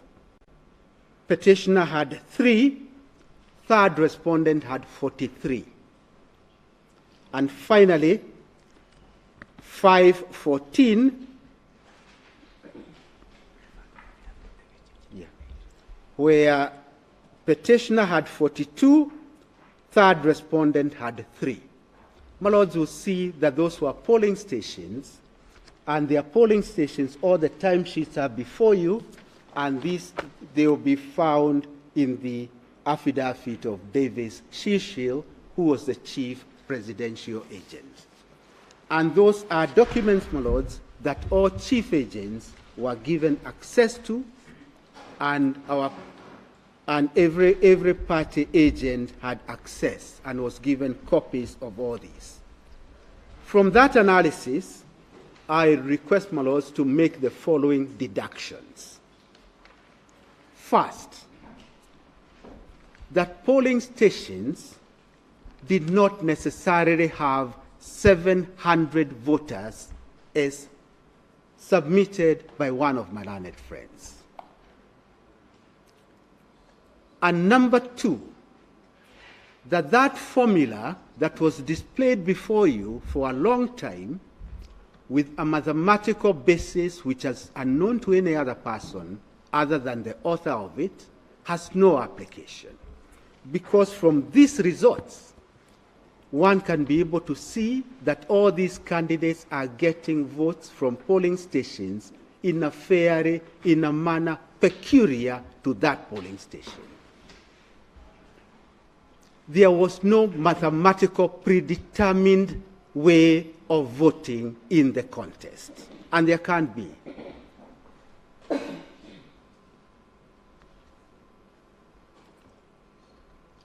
As a matter of fact, even going by the declared results, one will see not a difference of 11%, which persisted even yesterday. I would have expected really by a process of deduction that one will see, you cannot say 53 points, is it? Yeah, 53 against 44 cannot be 11%. My lords, I will be turning to those arithmetic in a little while. But that mathematical formula has absolutely no application whatsoever. My lords, the streaming in of the results was as a consequence to the process that had already been started of having a very free and fair election, and an election which was conducted peacefully, and counting and tallying of votes started taking place immediately after 5 p.m.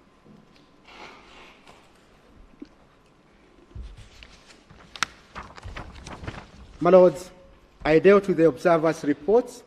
I went to the streaming. It will be a good point for me to indicate that we have a video of one of the persons who participated as an observer, and it will be important, my lords, for you to hear what is said about our elections. This is Mr. Kelly, who was a candidate in 2004 as a Democratic Party candidate in the United States of America. Having been a presidential candidate and having participated as an observer in our elections, his views, I would submit, would have a bearing a bearing on what took place.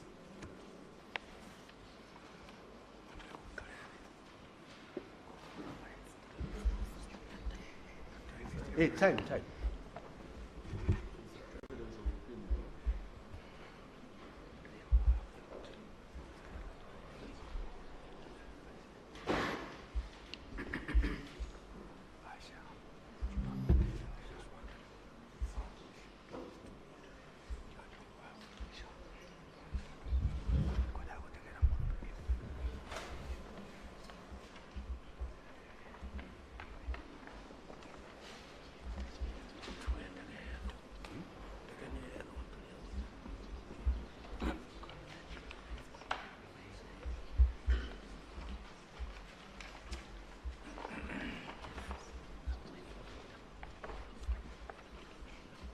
So much for joining us on the interview. I want to start out by asking you about Odinga's comments that the results of the election are fake and factitious, about these allegations that certain voting machines were defunct. How do you respond to that? What have you observed? Well, we observed a election process, more than 400 observers from 9 different international missions all agreed that the basic process of carrying out the election was quite positive. There were little aberrations here and there. But at this point in time, I want to be mindful, the election is still going on, they're still counting, the process is still underway. But we believe that the Elections Commission in Kenya has put together a process that will allow each and every vote's integrity to be proven and to be protected. We think that the open process we witnessed, where every party agent was present, where they all agreed on what a disqualified ballot was, what a qualified ballot was. They were present when the ballots were open, present when they were closed. They even were asked, do you agree with the final tally? And after there was all agreement, the tally was sent in on what is called this 34A document. So there is a way to go back. If anything was changed, if anything was electronically fiddled with, there is a way to go back and absolutely ascertain what happened in the polling station. So by paper ballots, there is a protection of each and every Kenyan's vote. And I think it is important to let the process work through so that the Election Commission has a chance to show Kenyans the way in which they have held to the rules and, in fact, implemented an election that is accountable. So given what you observed and what you've just said, what do you make then of Mr. Odinga's comments? Well, I'm not going to characterize any candidate's comments at this point in time.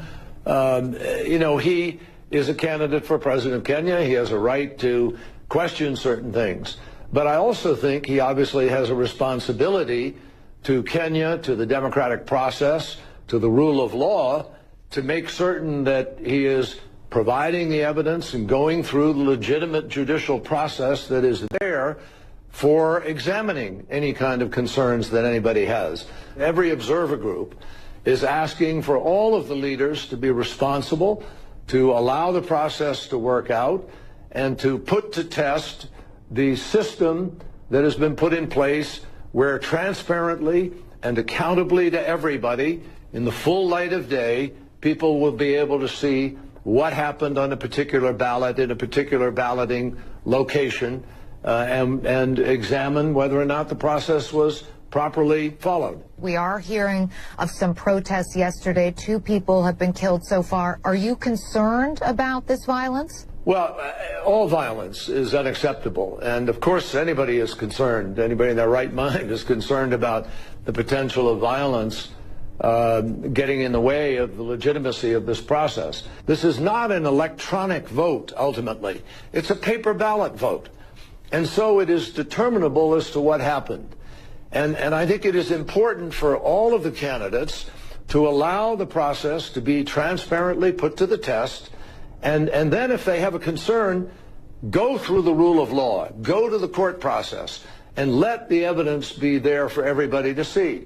I think there is great legitimacy in the basic process. The question now that has to be tested is, did everybody follow it? And has it, in fact, Has somebody attempted to alter it at any stage? But the important thing for people to know, for every Kenyan to know, this is their election. It's their individual votes that they waited in line for hours to cast. And we believe, the Carter Center believes, and the other observers believe, that we can determine whether or not those votes were properly cast, properly counted, properly transmitted, and whether or not the integrity of this election has been protected. And that is what is critical to every Kenyan and everybody who cares about democracy.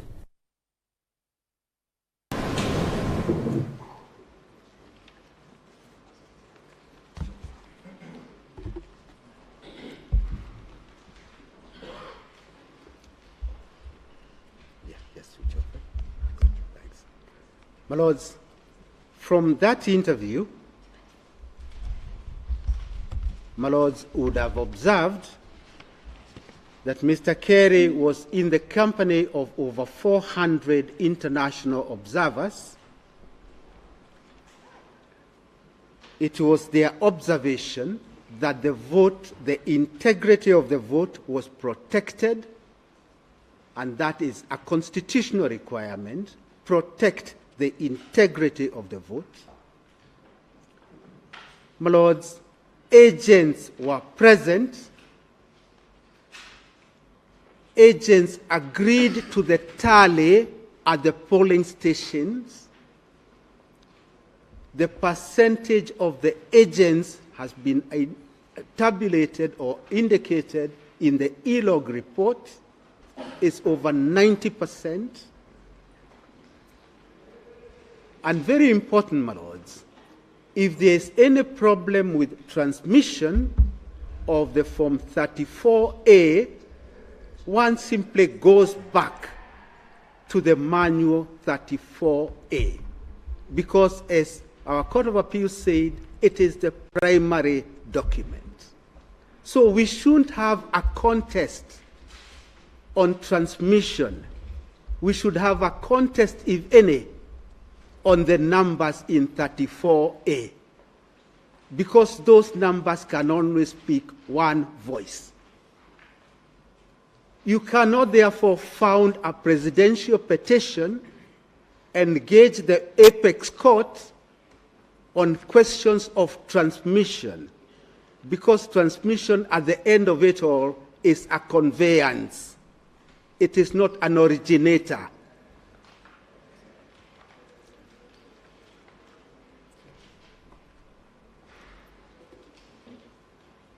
Responsibility is underscored, a responsibility on all the political players across the board, because what they are doing is litigating the rights of Kenyans, not their individual rights.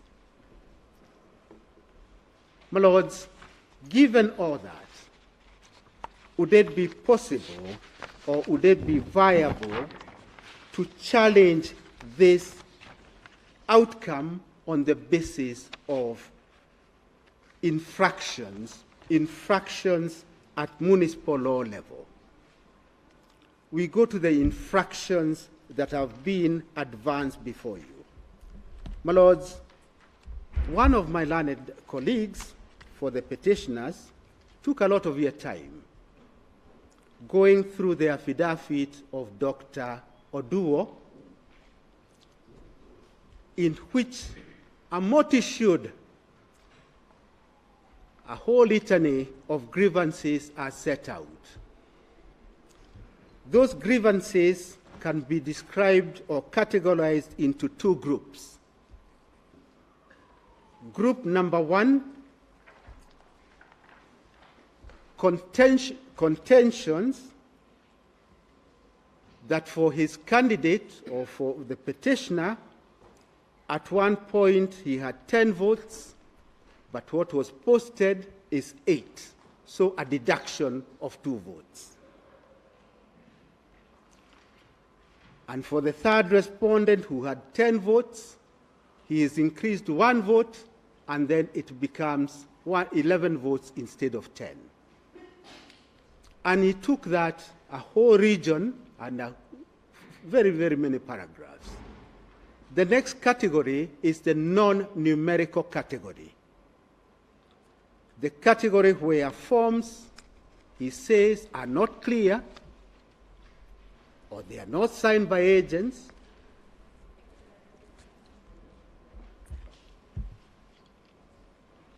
or the forms are so faint you can't make anything about them.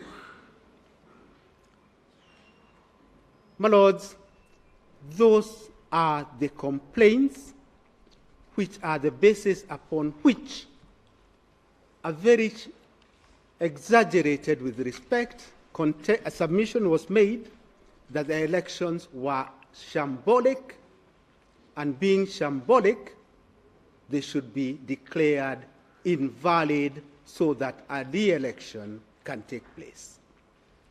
My Lord Chief Justice, I do recall, asked the council, what is the effect, what is the numerical effect of all those complaints? And there was loud silence. Let me now take the hint from that question and deal with the numerical effect of all those so-called irregularities. May I request the court clerk, if you could, is an annexure to Winning Guchu's affidavit, subheading alleged numerical discrepancies.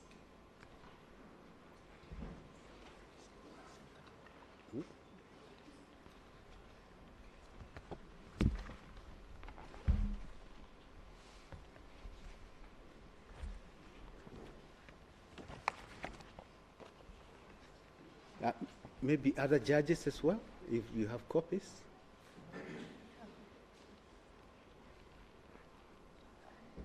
Very well. It would appear the clerk had only one. My lords, at page 1, what we did is to take all those allegations and anticipate the question, because that question must be raised. What is the effect of those numerical discrepancies? So, my Lord Chief Justice, starting with the first one so that I can indicate, we have dealt with the paragraph. Number 1, we have dealt with the paragraph where the allegation is. The allegation is, it is not indicated petitioner had 66 votes, yet in Form 34B, it's indicated 56. My Lords will recall the 66 and the 56. Then our response, false. Petitioner had 56 votes in Form 34A, same as 34B. Total tally is indicated. So, my lords, we have gone to the extent of saying where it is a false allegation.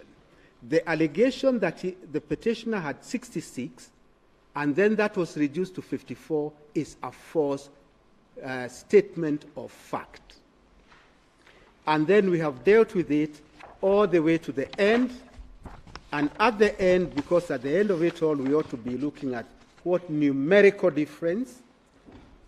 My Lord, if you could turn to the last page, the petitioner is the third one, starting from the right, where you see 822 votes. From all the discrepancies, each one of them, all that the petitioner would receive is an additional 822 votes. From all the discrepancies, 822 votes. Analyzed allegation per allegation.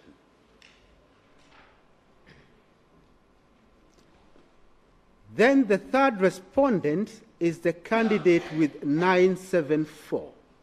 Again, from all the discrepancies, the third respondent's vote tally would reduce by 974 votes. Is my Lord with me? Hence, my lords, from all those so-called discrepancies, the end result is, and I use this word deliberately, insignificant. totally insignificant.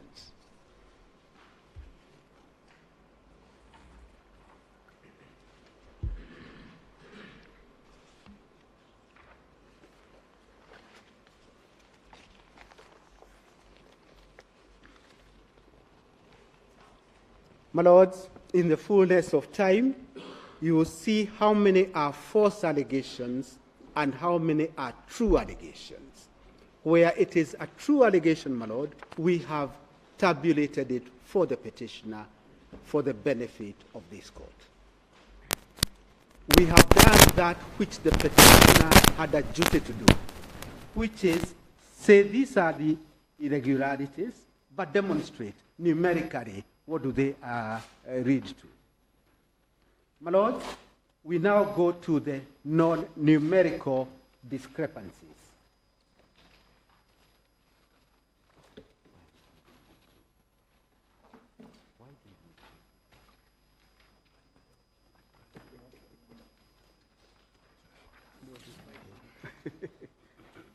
We go to the non-numerical discrepancies.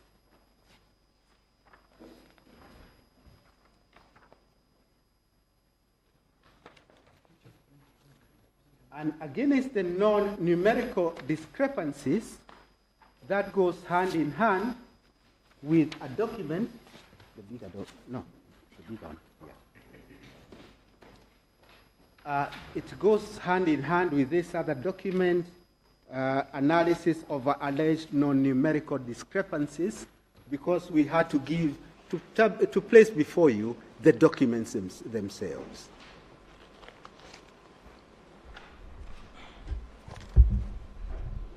And let us start with the first one, my lord, the one on regarding Form 34A is uploaded on number 2, first page, my lord. No, the big, yes, because that's the summary.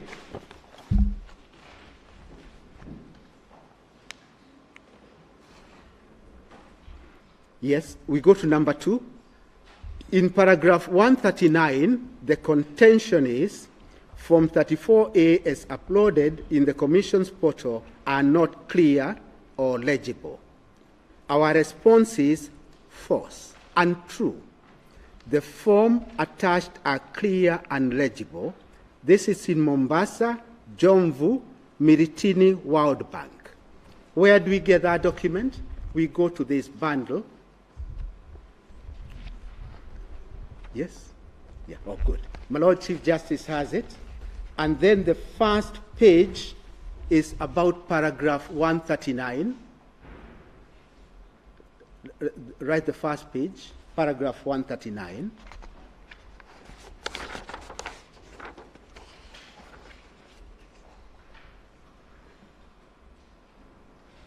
And then, my Lord, we'll see the form 34A is attached to it. It is quite clear, it is quite legible, and more important, is signed by all the candidates' agents. My Lord has seen that? And then, if my Lord could bear with me, turn to the second one, still at paragraph 139, page 10, handwritten page 10, just to demonstrate the falsity of these claims. It is contended it's not clear, but my Lord, at page 10, handwritten page 10, you see the document there is quite clear, as well as the next one is quite clear, yet the affidavit evidence before you is that those documents are not clear. Why have we gone to this extent, my lords? We have gone to this extent to demonstrate before you that all these allegations are untrue. They want to portray a picture of shambolic elections, whereas, to the contrary, the elections were fairly credible.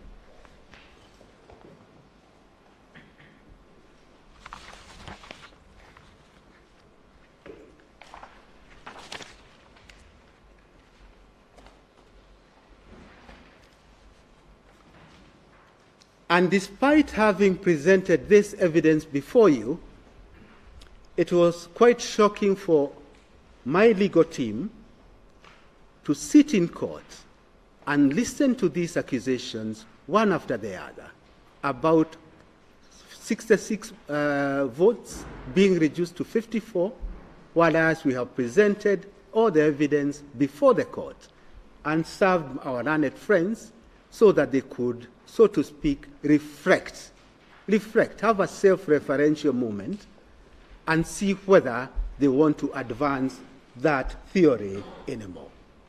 Self-referential is a movement that costs nothing. It only cost one his conscience and his moment of silence.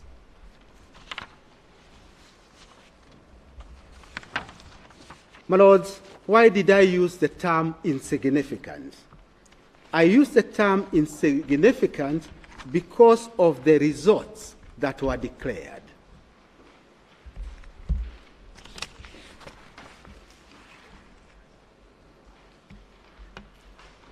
The results that were declared were that the third respondent had 8.2 million votes out of the 15 point something million votes, and the petitioner had 6.8.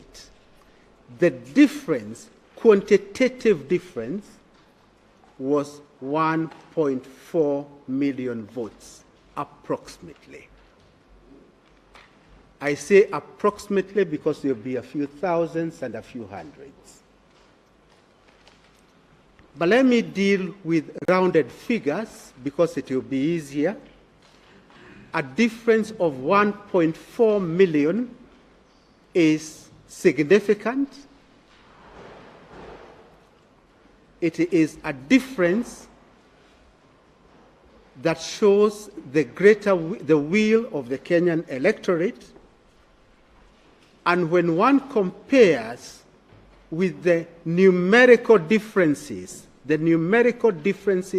which have been brought before you of 800 votes, then those numerical differences can only be said to be quite insignificant. That is not to say that we for one moment countenance even a single vote being taken from the first petitioner to the ballot of any other person. We do not.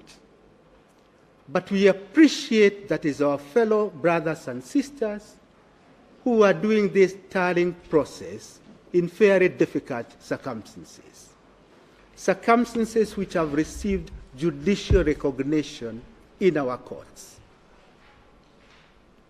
Kenyans want the outcome immediately. The clerks have been working the entire night and the entire day. So errors of addition may arise. But it is an electoral contest. It's not surgery in theater. While liars, we have demonstrated that our worthy opponent votes tally 800 were deducted by error.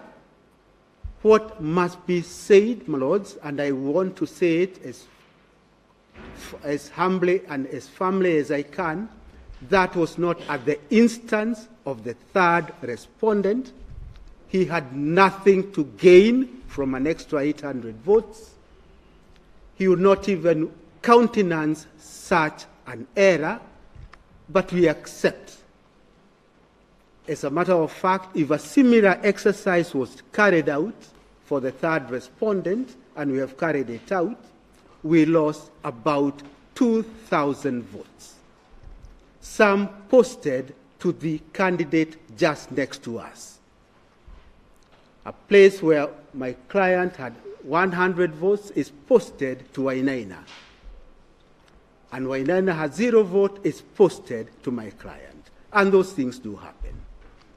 At the end of it all, my lords, one is looking at the greater good of the process instead of what is scientifically a scientific impossibility.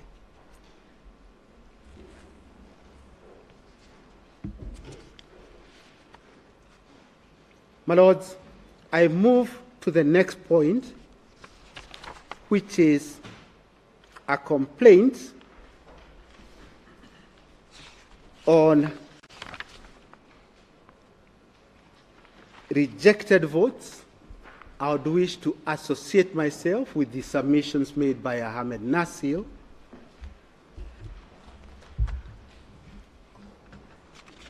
Those rejected votes have been analyzed in a similar exercise as we have analyzed, and the analysis will be in the affidavit of Mr. Davis Shishil. The rejected votes at the last presidential election was approximately 81,000. It is our submissions that rejected votes cannot be taken into account in the final tally. It was a point that we argued in 2013. Nothing has changed since then to warrant a departure from the judgment that this honorable court made. Apart from the principle of stare decisis, there is a greater principle that in these electoral contests, which is nothing more than a political contest being now brought to court, that there should be a fair degree of predictability, a fair degree of uniformity in the judgments from the court, so that our political players do not all the time seek a departure from what has been decided previously.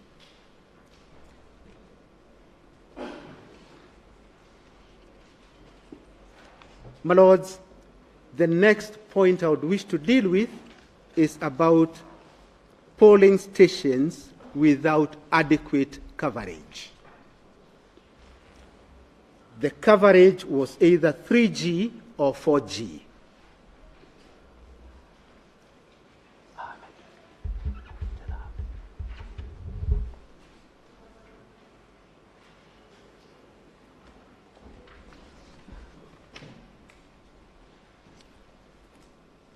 My lords, prior to the polling date,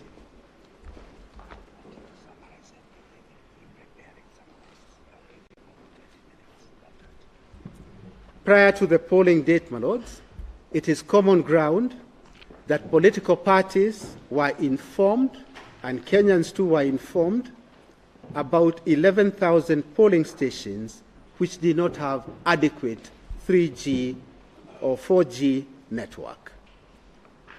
And they were informed that the results from those polling stations would not be streamed as instantaneously, or the images from those areas will not be streamed as instantaneously as the polling stations where there was adequate coverage.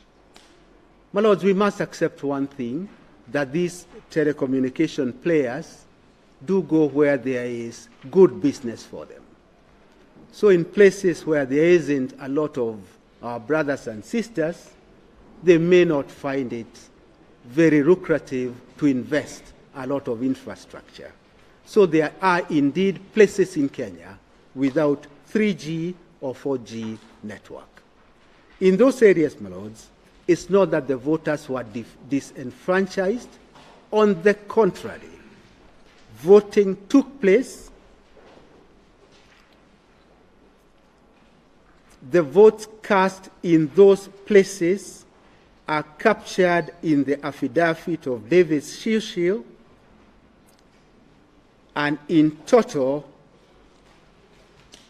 3.5 million voters were in those areas, and their votes have as much of value and weight as the votes in other regions.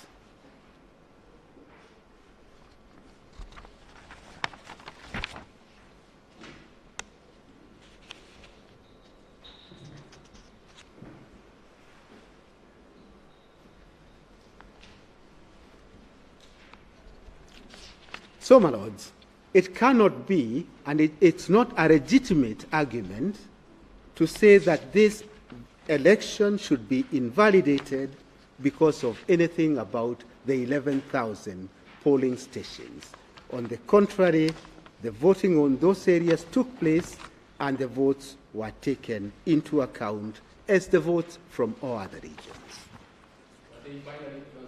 All of them, without one vote being lost.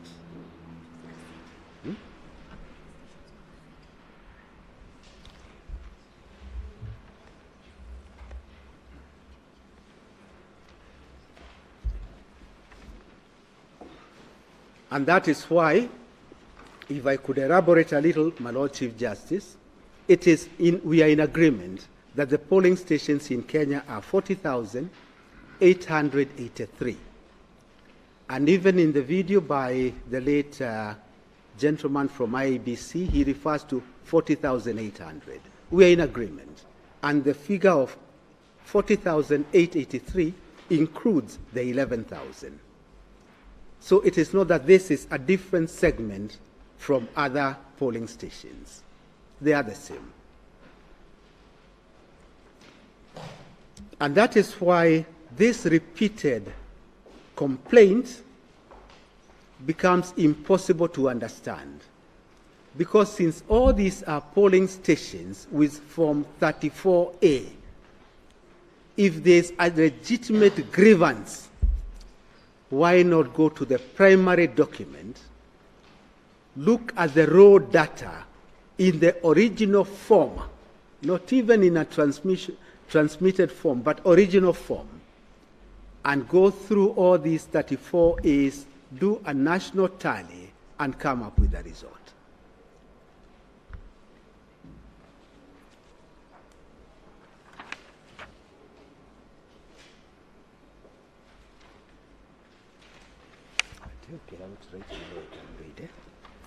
My lords, I go to the next point, which is ungazetted polling stations. The less I say about this, the better I believe. There was only one polling station that came into being pursuant to a judgment by the High Court, and the votes from voting did take place, and the votes were included.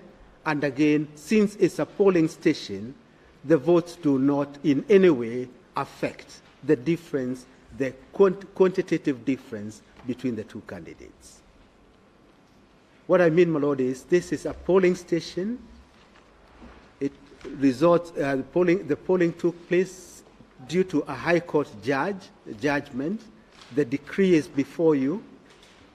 The numbers that voted in that polling station are well indicated. The voters in that area had a constitutional right set by Article 38 to participate in the election of their candidates. And that cannot be a complaint adequate on its own to invalidate a national election.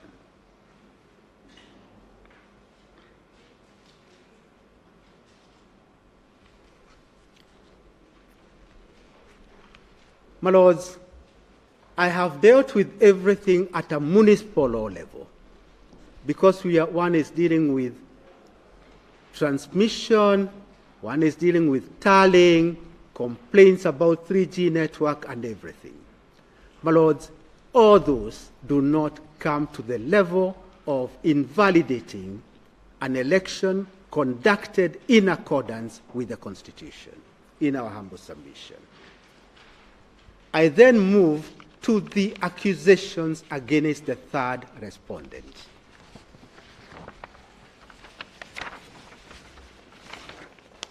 The first accusation against the third respondent is that he went to Makueni, threatened and intimidated chiefs so that they could all parade Kenyans in that area to vote for him.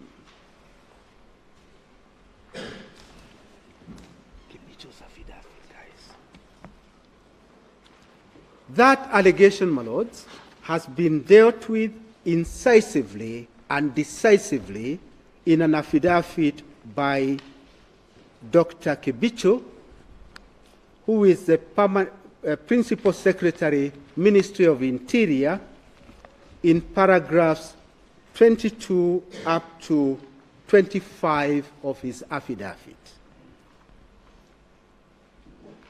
It is noteworthy, my lords, because this is an accusation against the third respondent, that Mr. Kibicho deposed, and it's not controverted, that he, Mr. Kibicho, received intelligence reports that certain chiefs were campaigning for candidates in that area. The names of those chiefs are deposed too in the affidavit. And they were campaigning for a political party, which is NASA. And he passed that communication or that intelligence to his appointing authority.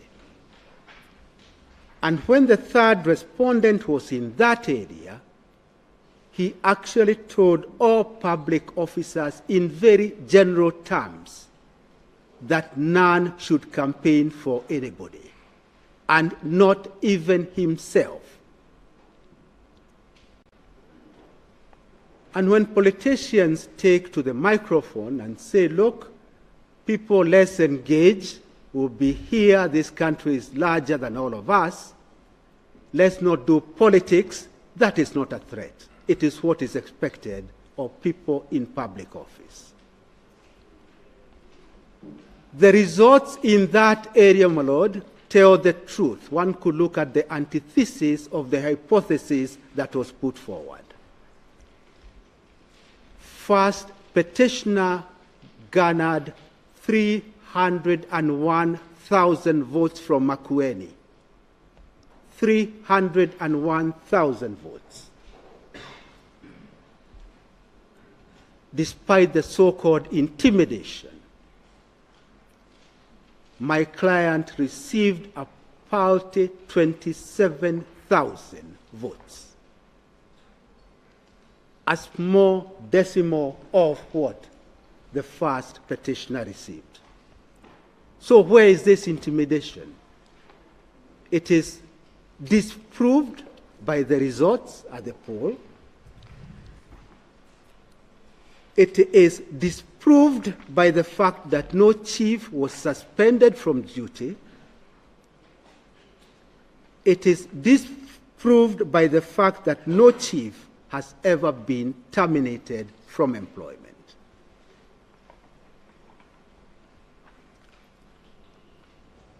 It's therefore unfair, my lords, quite unfair, for an accusation of that magnitude to be made, directed at another political player, that you intimidated persons or intimidated public officers, whereas the opposite is there. The opposite is the true position.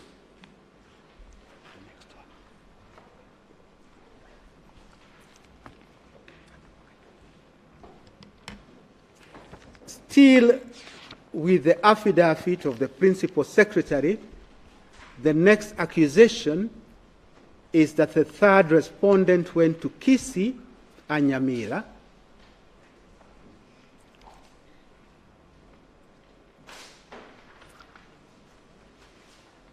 talked to the IDPs in those regions and bribed them to vote for him.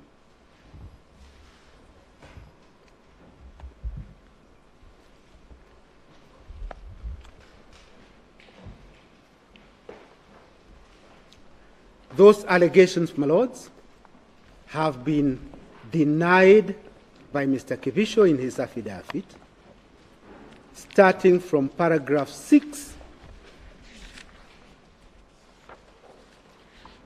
all the way to paragraph 19, in which he deposed, my lords, and this cannot be denied, that this difficulty of IDPs started after the post-election violence of 2008.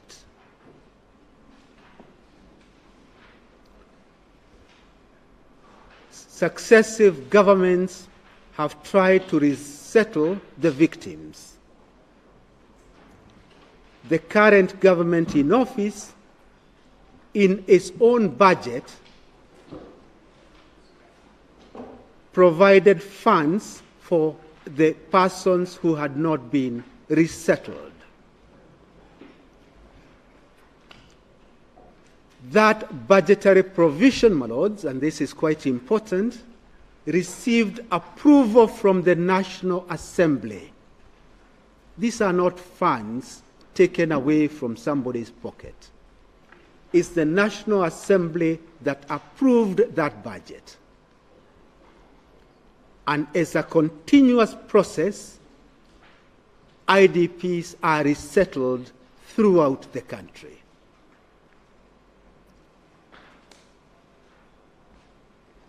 And the resettlement of IDPs in Kenya is within a body that is deponed to in the affidavit, and which is known as the National Consultative Coordination Committee.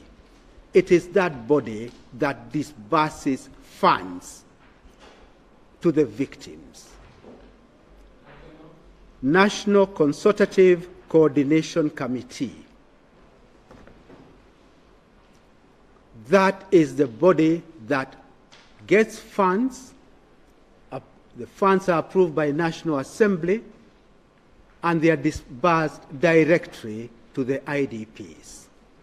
My lords, there is no evidence before you that any of the beneficiaries, be it in Kisii, Nyamira, or any other part of this country, because they are IDPs also, in the strongholds of the first petitioner, and they were also resettled,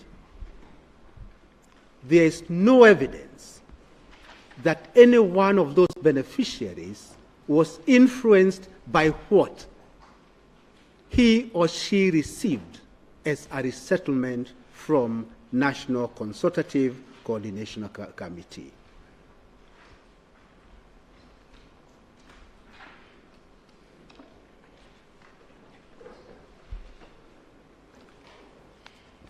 Not a single iota of evidence.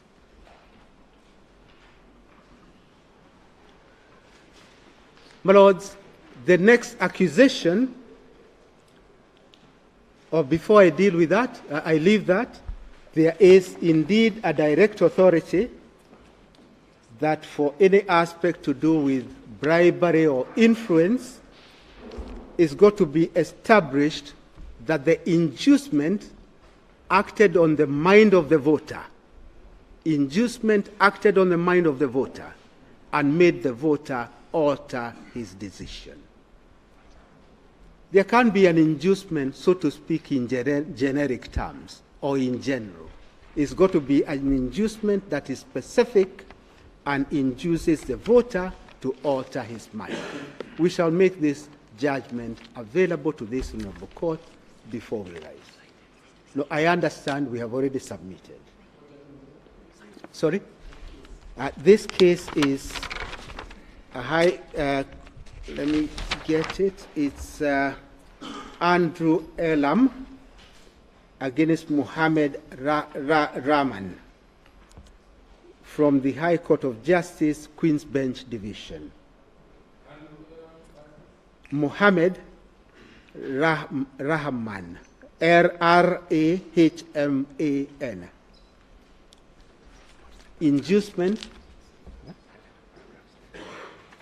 Inducement must act on the mind of the voter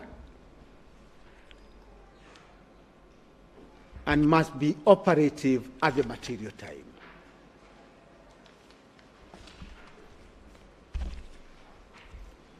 Next allegation against the third respondent relates to Cabinet Secretary Mucheru, who is in charge of ICT in government. I start off by making this submission, that allegation is not in the petition. It only came to our notice yesterday in an affidavit that was served yesterday and which we begged time to respond to as the petitioner was presenting their case.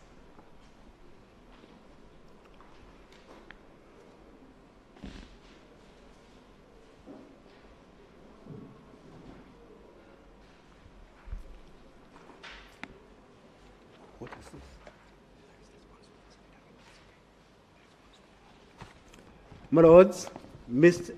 C.S. Mucheru was never served with that affidavit,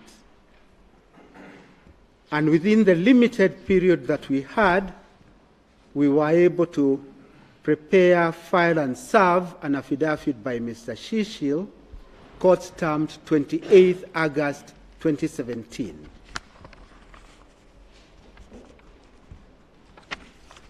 It is not alleged, my lords, that Mr. Mucheru was campaigning for any party.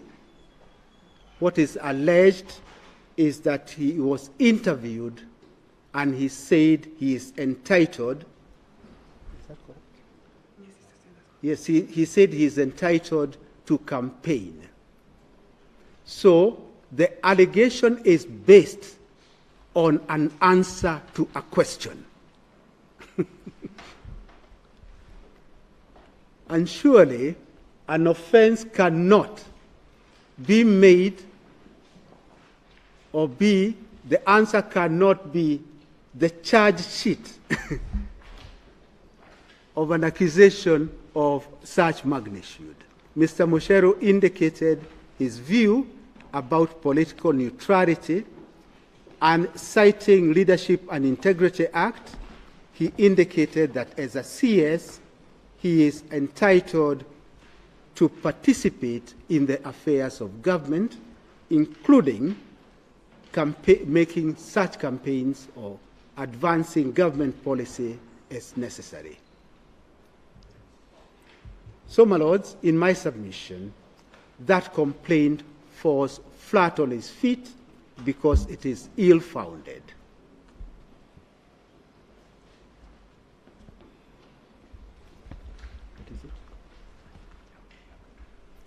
The next one is about CS Eugene Wamalwa and Mwangi Kionjori. I'll deal with them all at the same time, and Kazungu and Barara. All those allegations came yesterday in the affidavit that was filed,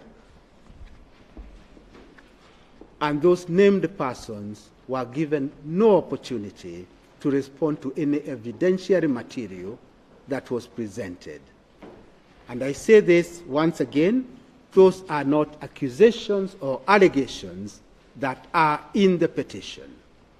Those four persons, their names are nowhere in the petition. The petition?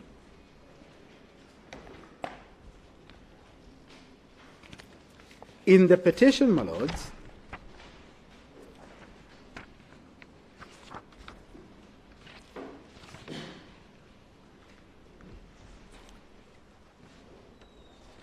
after dealing with all the municipal law issues, the only reference to the third respondent, I'll get it in a moment,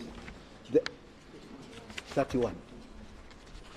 The only reference to the third respondent is in paragraph 31. And the one that would be more pertinent to this would be 32, which reads, no, petition, yes. Petition, with impunity, I read, with impunity, the third respondent contravened the rule of law and the principles of conduct of a free and fair election, through the use of intimidation, coercion of public officers, and improper influence of voters. No reference to any person. This is very generic, imprecise, without any particulars, and at most refers to public officers. The cabinet secretaries cannot be called public officers. They are state officers. My lords, one cannot make such a generalized allegation at the tail end of the petition, now, so to speak, drop in names of persons and give them no opportunity to give a response to those accusations. I would therefore request, my lords, to hold and find that all those allegations against the cabinet secretaries are without any foundation and to dismiss them.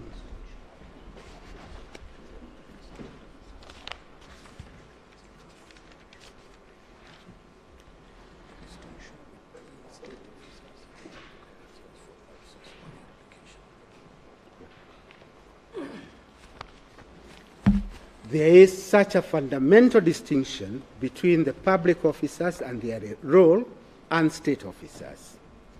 I have dealt, my lords, I hope, with quite a number of all the allegations against the third respondent, but I will deal with a few more because of the prejudicial effect they have or they may have on the mind of the court. Substantial time, my lords, was expended on transmission of votes. So I take that as another subheading, transmission of votes.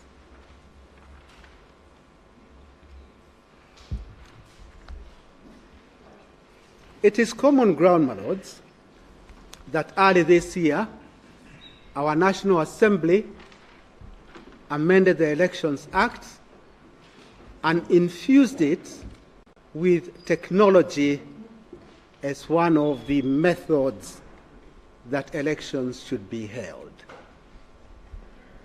But let's understand where technology fits in the electoral process of 2017. Technology was there at voter registration. Voter registration was biometric. So there was full involvement of technology at voter registration. Polling date, voter identification by use of the BVI kit.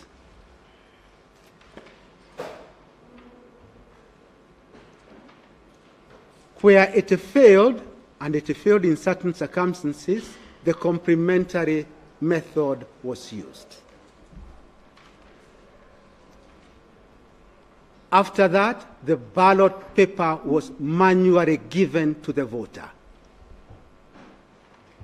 BVR is BVR kit. The voter manually inscribed a symbol on the ballot. And all the processes after that were manual, including the counting and including the filling in Form 34A. All that process, which is the most integral process in the elections, was manual. And it concludes with Form 34A. Now that Form 34A, and we now see the rationale of it, you want elections or the results to be declared fairly quickly, is to be transmitted electronically to the constituency and to the National Tallying Center. But that transmission, my lord, is nothing more than a conveyance or a conveying mode of a document. As I indicated earlier, it does not validate, neither does it take away or add to Form 34A.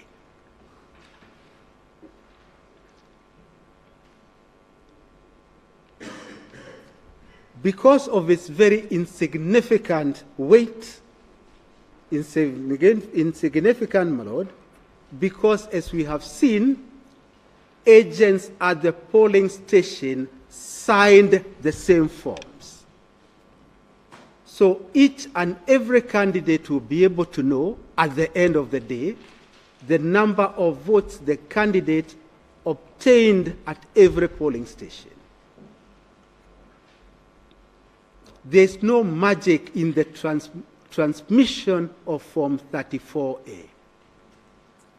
My lords, in our submission, the whole purpose of this electronic transmission is a fast way of conveying the results to the constituency and to the National Tallying Center. Once that purpose is defined and delineated in those terms, any failure, not that there was any failure, but even if there was any failure, it cannot invalidate the results.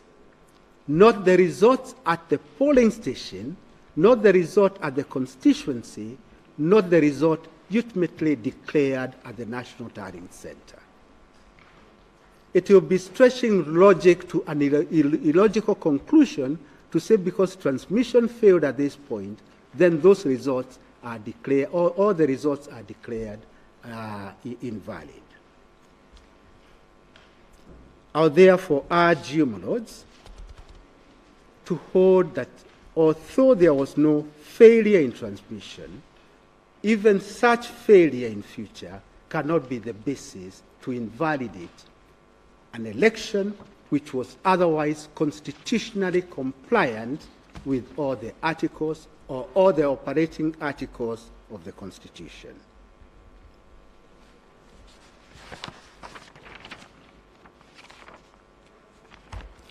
My lords, before you are two positions, or what I will refer to as two realities. Reality number one is presented by the petitioners, and the reality, to put it very modestly, is that you allow another electoral contest to take place within the next 60 days.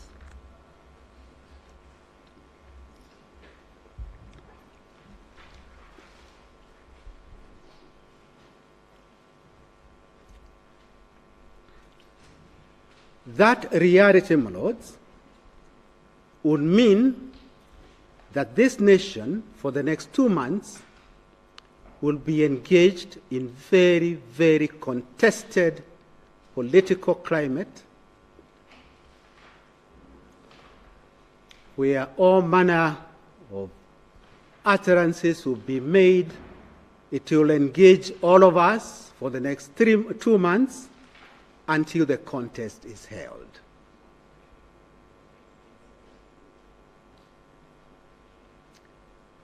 It is the reality, I can only describe it as a reality, which is the reality presented by the petitioner. Kenyans will be treated to the political jargon that we are now accustomed to.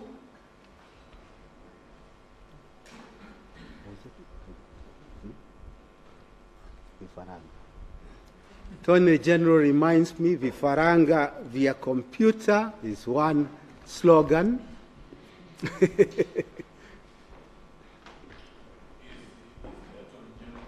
that as an amicus. Let me speak for myself, my lord. My lauded colleague sought to know from me whether I knew of any of this. I made no answer because I didn't. But he took the liberty of a man in mid-speech. Take care, Mr. Attorney General. At least you find yourself being classified as partisan. No, it was with a light touch, my lord. I know that is taken is taken in good standing. There is nothing derogatory about it in my submission. A quick rejoinder is made by the other parties. We need not go to that. But all that is the rhetoric, unhealthy rhetoric in an electoral contest. Compare that, my lord, or before we compare it, let's still look at this reality and what it presents. It presents that this nation will have to contend with another presidential election. With all the invasive aspects of a presidential election. My lords, we are trained in such a way that we can make that reality look like a legal contest. A legal contest like we are advancing the rule of law. We are not really here advancing the rule of law. We are advancing an opportunity for an electoral contest. The other reality presented by the third respondent is this, my lord. To allow the third respondent move on with constituting a government, he has offered a hand of fellowship to the petitioner, offered a hand of fellowship to all Kenyans, that it is time to go back to nation building of this great nation. I paraphrase, without the eloquence of the third respondent, that the time of elections are over. Let us go back to building this nation. If given that opportunity by this noble court, what I look for or look forward to is an inclusive government where each and all Kenyans will be participants. That is the reality that I'll urge this honorable court to find favor with, because we cannot be in an electoral mode throughout our lives. There is no guarantee, my lords, absolutely none, that even if we were to hold another round of elections, those minuscule errors or by clerks will not take place. They will still take place. But those errors are so insignificant that they do not affect the result of any outcome. I conclude my submissions.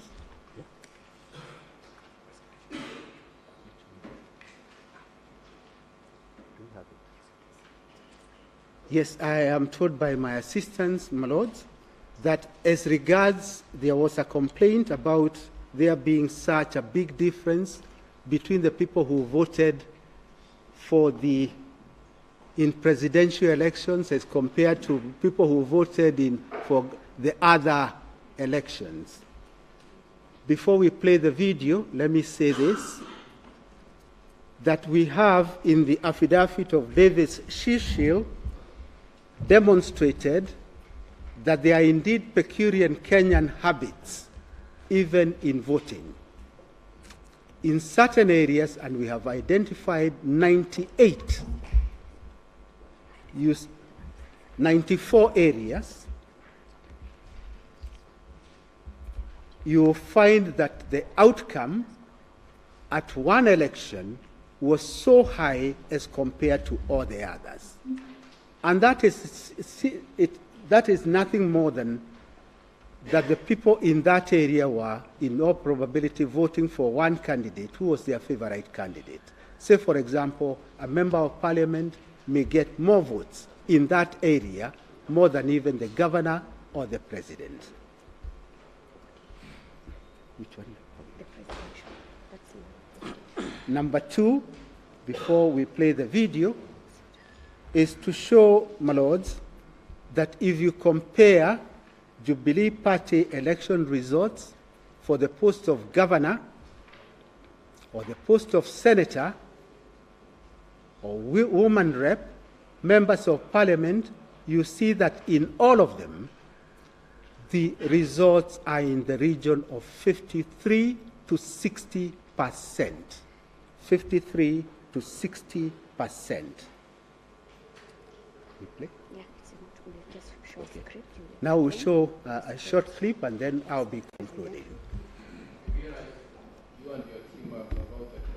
Yes, it won't take long.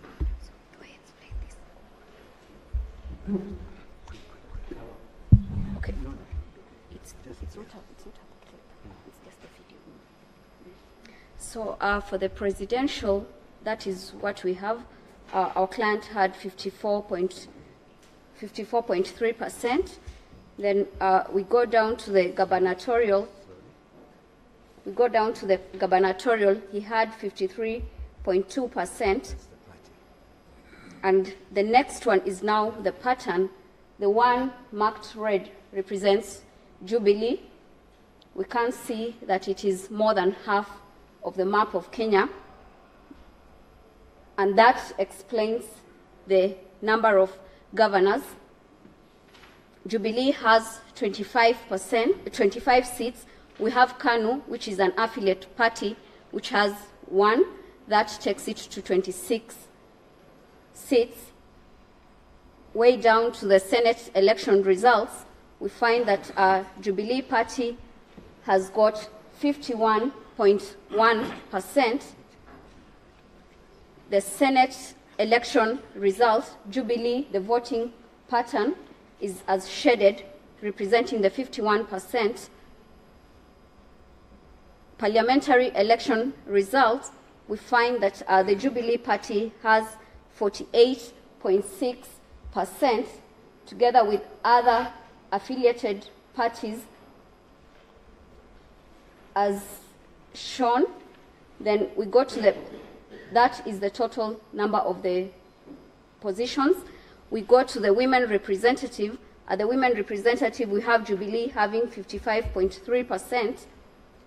The voting pattern is shown. Then finally, that is it. Thank you. Thank you.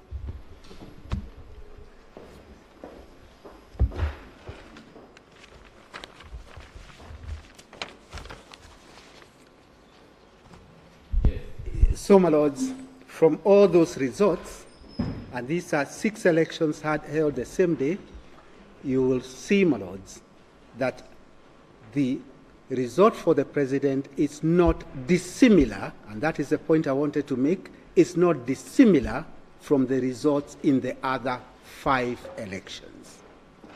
As a matter of fact, one would say they all follow within the same range. So any aspect about votes being added, votes being deducted, it's really not scientific. It has no basis, and it's yet another allegation, which is a red herring. I therefore conclude, my lords. I started from a constitutional argument point of view because in my submission, a contest regarding presidential petition or presidential outcome ought to be litigated within the confines of the Constitution, at the very least, or bearing those articles in mind at all times. And in my submission, the quantitative test is at the highest level. Highest in the sense that one must gain not less than 1/2 of the votes cast. That is unique to the presidential results.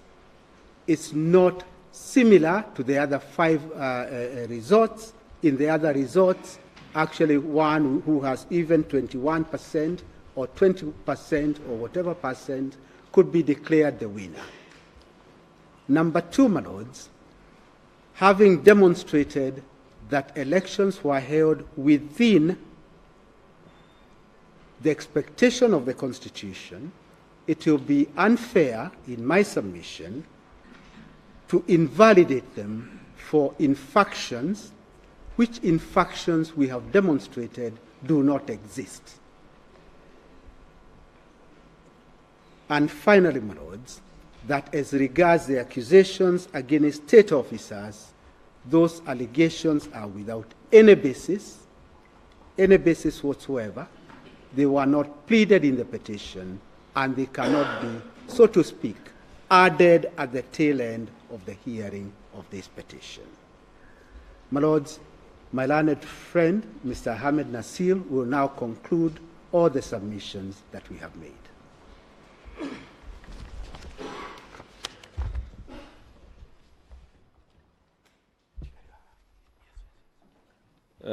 My Lord Chief Justice and Judge of the Supreme Court, I think one document we should have really highlighted right from the start, but we didn't do, was the affidavit, my Lord, by the third respondent. And I would just like, very briefly, my Lord, just to refer you to paragraph 7. So that gives you the best image, and it's a pretty image.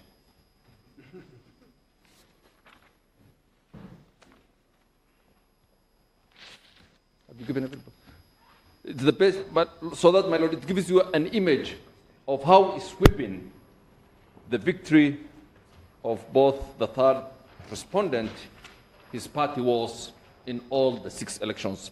And my Lord, if you look at paragraph 7, you can see page 2, everything red belongs to the third respondent.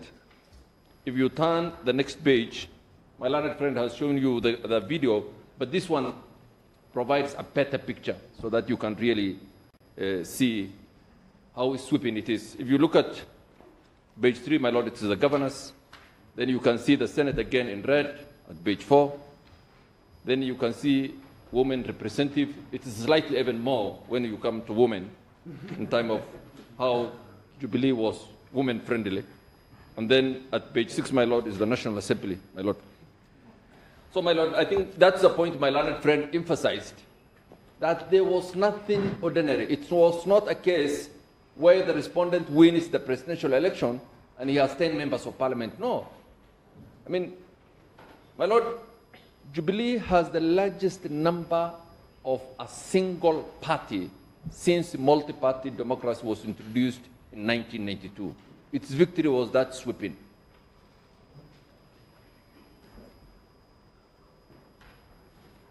My Lord, there is an issue raised by the petitioner in relation to Section 83 of the Election Act, the one that talks about non-compliance with the law, which says, my Lord, that no election shall be declared void by any reason of non-compliance with any written law, as long as that non-compliance, as long as the election was conducted in accordance with the principles laid down in the Constitution. And I'm emphasizing the principles laid down in the Constitution. My Lord, Chief Justice, it's not in dispute that when it comes to a presidential election, the constitutional regime that regulates a presidential election is very distinct and defined in the Constitution. And my learned friend rightly emphasized that point. And my Lord, the constitutional regime for how a presidential election is conducted is found in Article 138.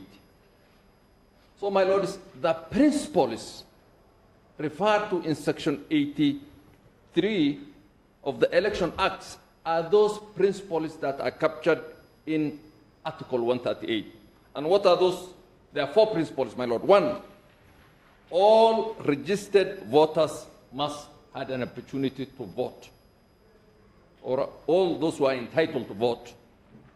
Secondly, my Lord, is that secret ballot. The election must be secret ballot. That's the principle. For example, if the election was Mololongo, or if there were law instead of a secret ballot, it will be in breach of the constitutional principles. The third one, my Lord, is that the votes must be counted in the polling stations, and IEBC shall tally and verify and count the result and declare. And lastly, the candidate shall be elected president when he wins 50+1. Those are the constitutional principles, my Lord, that Section 83 envisage or holds to in a presidential election. My Lord, the other point is, and I think my learned friends for IEBC captured it very well, is that this allegation of disparity between the presidential election, in other words, more people voted for the president than other candidates. And my lords and my lady, I will just very briefly draw your kind attention to the affidavit of Winnie Guchu. And my lord, if you look at page 36 or paragraph 88 of that affidavit, we analyze 94 constituencies where other positions other than the president got the highest vote. And even in Kiambu itself, in several constituencies, the voters gave more votes to the women representative than the president himself. And we have given the list in paragraph 88. Even in my learned friend's constituency, he got more votes. The governor was the most competitive seat. So it depends from one region to another. There are certain places, for example, where, if you look at that page 36, Kibwezi East, the senator was the most competitive. If you look at Voi, the senator was the most competitive. If you look at Molo, the parliamentary seat was the most competitive. If you look at Rongo, the governor was the most competitive. So, my lord, as they say, all politics is local. That is what determined which was the most competitive. Lastly, but not the least, if you look at Starehe, the woman representative was the most competitive seat in that election. Mr. Abdulnasir, if I understand the argument well, is that the votes cast, the total votes cast for the president were more than those cast for the governors, for example, for the women representative, for example. It's not a question of a president getting more than the governor or what? We have done the total, my lord. Yes. But, and I think IEPC, Mr. Somane, explained it very well. But even when you do that, it's not necessarily true, or the difference was very insignificant. My learned friend will explain that quickly. But my lord, finally, it's my submission, my lord, that the petitioners have not discharged the burden of proof.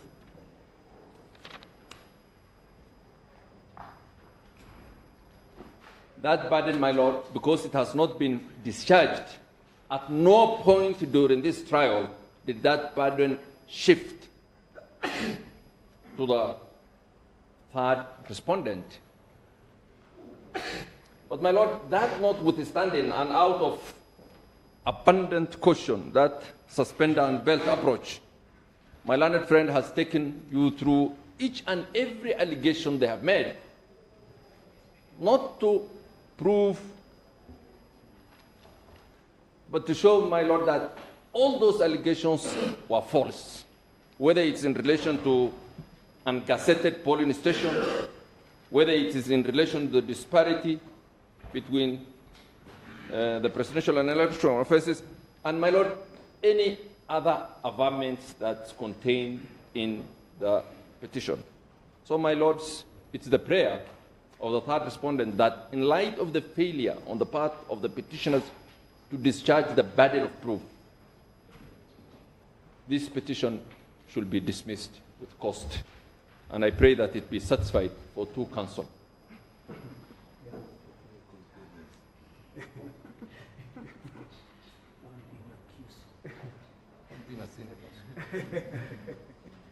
My Lord, we would always spend just a few of our time. One is to answer, my Lord Chief Justice. There is no legal obligation on any voter to vote in all the 6 elections. True enough, you are given 6 ballots. You are given 6 ballots, but there is no corresponding obligation that you must vote for all the 6. So you see in certain areas, and we have done a mathematical analysis, in certain areas you find almost a huge number of people voted for president and say senator, and for governor, there was very little voting. And those are some peculiar habits of our voters.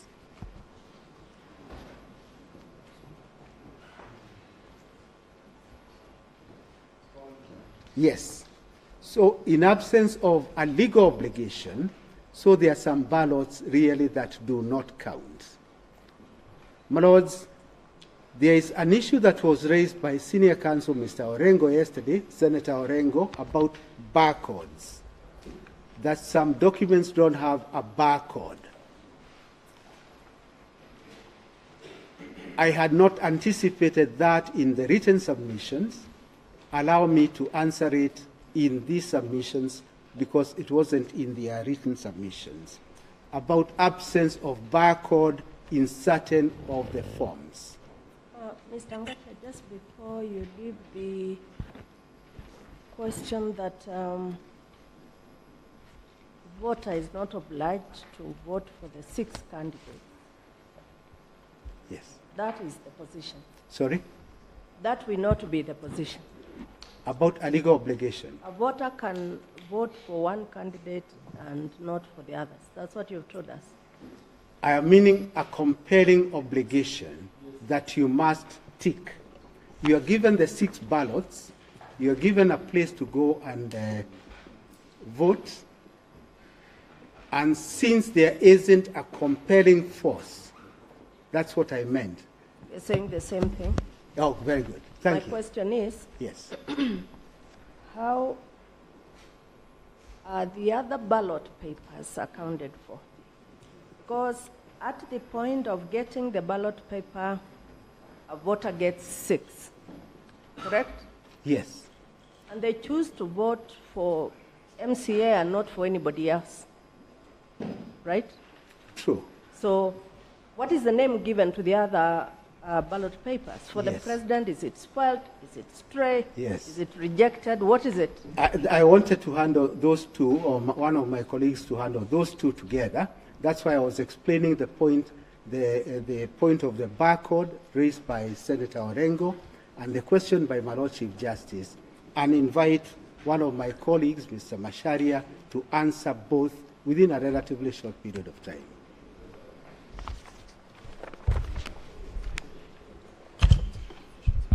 Thank you very much, my lords and my lady. I deal first with the question of the barcode that was raised. And the first...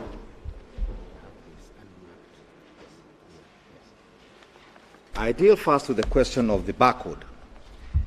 The barcode was not an issue raised in the petition to begin with, but having been raised, this is the explanation. Number one, the format of the forms prescribed under the Election General Regulations does not require a barcode. The format of that particular form. That's number one. Secondly, that barcode, as we are made to understand, was limited to Form 34B. Thirdly, it was not in the prescribed requirements that the IBC sent to the printer. It was an innovation originating from the printer themselves as surplusage. That's number three. Number four, the question was one, and this was dealt with at the scrutiny which I attended yesterday night. It was the question of using the wrong reader. So that if you used your phone, and everybody has some of these phones sometimes, you came up with a different result. That was the fourth response to that particular issue of the barcode. And so the issue raised here is really a red herring as it refers to that barcode. And fifthly, these were the same forms transmitted to the National Tallying Center and inspected by all parties prior to the declaration on the 11th. But to come back to the question your ladyship asks about the 6 ballot papers, it is indeed correct that the format of voting is that you're given all 6 votes and you walk into your booth and you take them. Now, the regulations, however, make provision for an item known as a stray ballot. There are many ballots that end up in the wrong ballot box. The regulations call them stray ballots. These are to be distinguished from a rejected ballot from a spoiled ballot.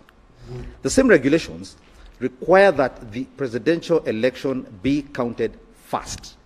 And so that by the time the results are being streamed onto our screens and being counted, all the other stray ballots have not yet been counted because they're in the other boxes.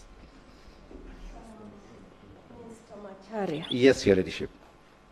You're making the assumption that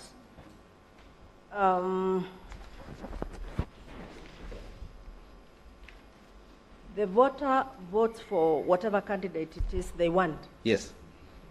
And when putting, and that's an assumption. Yes. When putting their ballot box in their ballot papers in the box Yes. for the candidate they have voted for, Yes. they would put all 6? No. That's the only way Yes. a stray ballot would arise.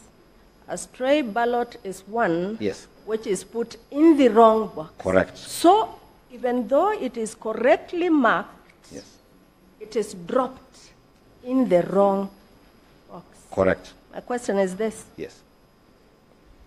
Where a candidate, where a voter collects the 6 ballots, Yes. because the assumption is we will be given all 6. Yes, you're given all 6. And you want to vote for only one candidate. Yes. Where do the other 5 ballot papers go? It's a very simple question. That's what I answered, Your Ladyship. That the law, and I think the regulations actually make it quite clear, that even having been given the 6, and even with the color coding that the ballot boxes have, and the ballots themselves have, room is still created for what Your Ladyship correctly called the stray ballot, which is a correct ballot placed in the wrong box. Now, when you look at the regulations and you retire to do your ruling, you will find that those stray ballots are kept in a separate envelope by themselves, according to the rules. Yes. Mr. Macharia? Yes, my lord. You are still not answering the question. Yes. You walk into a polling booth. Yes. You're given 6 ballot papers. Yes. So you decide, as you may decide, yes, that you'll only vote for a presidential candidate. Correct. That leaves you with 5. Yes. Those 5 yes. are not stray. No. They are unused. Yes. You've been given 6, yes, but you have elected to use only 1. Yes. That leaves you with 5. Yes. What we are asking, yes, where do those 5 go? How are they accounted for? It's a simple question. Oh, yes. They're not stray. No, they're not stray. They can only be stray if they have found themselves through in the wrong ballot box. And that's the point. Okay. So they're not stray. So you still remain with 5. Yes. Where do you put them? You carry them away? No, no, no, no, no. How are they accounted for? No, and that's the point I'm making. You vote. You vote for 1, and vote for the 2nd, and vote for the 3rd. You have 6. Yes.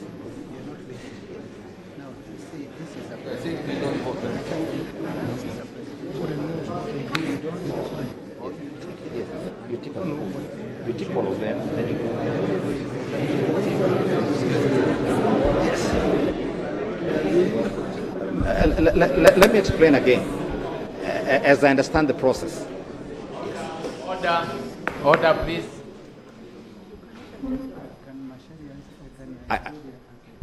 I could allow one of my colleagues from IBC to do it, but I could. They are more conversant with that process, but yes, yes.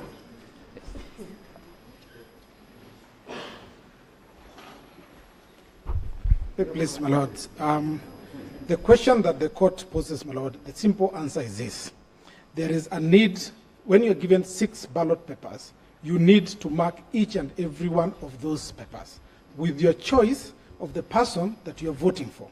If, however, you elect to only vote for one person, the other ballot papers which do not indicate who you've chosen to vote for If they are still put in the box, at the point of counting, because you have not indicated who it is that you are voting for, becomes a rejected ballot. So that's a rejected ballot, because it has not indicated who it is that you voted for. So among the rejected ballots, you will find the difference between the two. Because the purpose of a ballot is to indicate who you voted for. So if you don't indicate, it will most likely still be put in the ballot box, but since it will not have indicated who you voted for, it becomes a rejected ballot, not a stray one. Very well. Okay, wind up, Mr. And so, yes, my lord. And so that was the explanation for that one. The final point I think we wanted to make was a question raised by our colleagues and brothers from the petitioners with the question of the votes for Nyando. That question, your ladyships and my lords, is dealt with in the affidavit of Winnie Gosho, and these were the 60,000 votes that my colleagues said were missed out of the Form 34C. The proviso to Regulation 87, Subregulation 4, entitles the second respondent, where the difference in votes not yet arrived does not make a difference, to still declare the result. The exact percentage of that vote from Nyando in Kisumu, sorry? Regulation 87. There's a proviso. This is the proviso to Regulation 87, Subregulation 4. The exact percentage difference that Nyando made, and it still counted, was 0.39% of that vote. And so the second respondent was entitled to do so. I end by calling your attention to an accusation made against the third respondent on the question of the President's delivery unit, or what's known as the delivery portal. Again, your ladyship and my lords, I call your attention to the affidavit of a gentleman known as Andrew Wakahio, signed and sworn in response to the affidavits of Dr. Nyangasi Oduwo and Olga Karani, and to paragraphs 100 to 120 or so of the affidavits of Winnie Gosho, and to the constitutional provisions set out therein as regards the duty of government to account and to deliver information to its people in a timely manner as to how it's spending their money and to what it is doing. Unless my lords and your ladyships have any further questions for us, we reiterate our plea to you to dismiss this petition and to do so with costs. Thank you very much. Just a clarification. Both Mr. Ngatia and Mr. Ahmed Nasir, you described what we last watched on the screen as a video. For the record, I don't think that is the description. Perhaps you are gray-haired and perhaps not .com. Perhaps the .com member of your team can properly describe what is it that was presented for the record. That was we offer the girl. That was the graphical representation of the votes cast in all the positions that were sought for elections on the 8th of August. It was a graphical presentation. And lady, that's why I safely referred you to the affidavit of the third respondent. Mr. Ngatia, Mr. Benasir, Mr. Omogeni raised one question yesterday about Section 23 of the Leadership and Integrity Act, and he asked the court to declare that section unconstitutional. Would you like to address us on that? Because we won't have another chance. Yes. Number one, my lord, that is not a request in the petition. Nowhere in the petition would you find a request like that. Number two, being a contestation regarding an act of parliament, it ought to originate at the High Court. It can't originate from the bar at the Supreme Court. It is one of the matters that ought to be litigated under Article 165, and it should be done in the...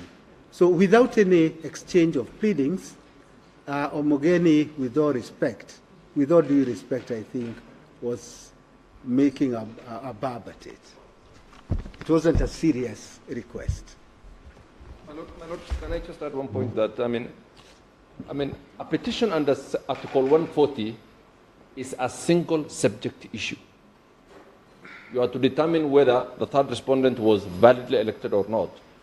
Unless, but my learned friend's reasons whether that Section 23 is unconstitutional or not really does not fall within the confines or the contours of this case.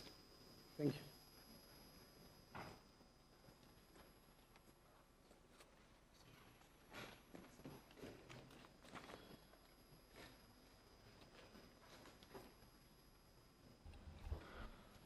Okay, very well. We will adjourn and come back at... sorry?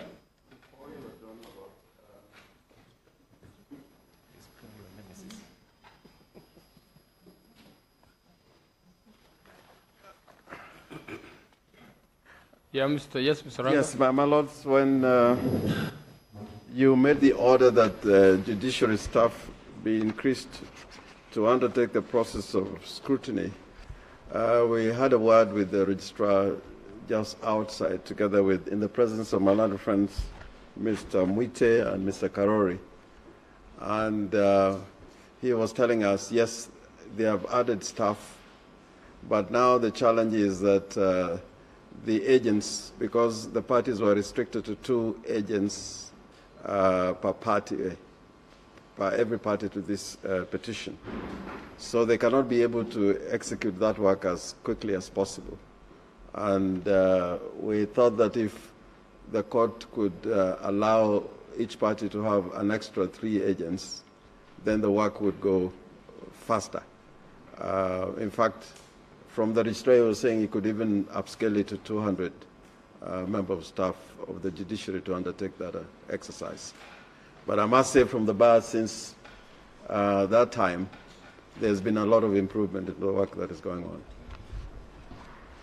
at least from our perspective.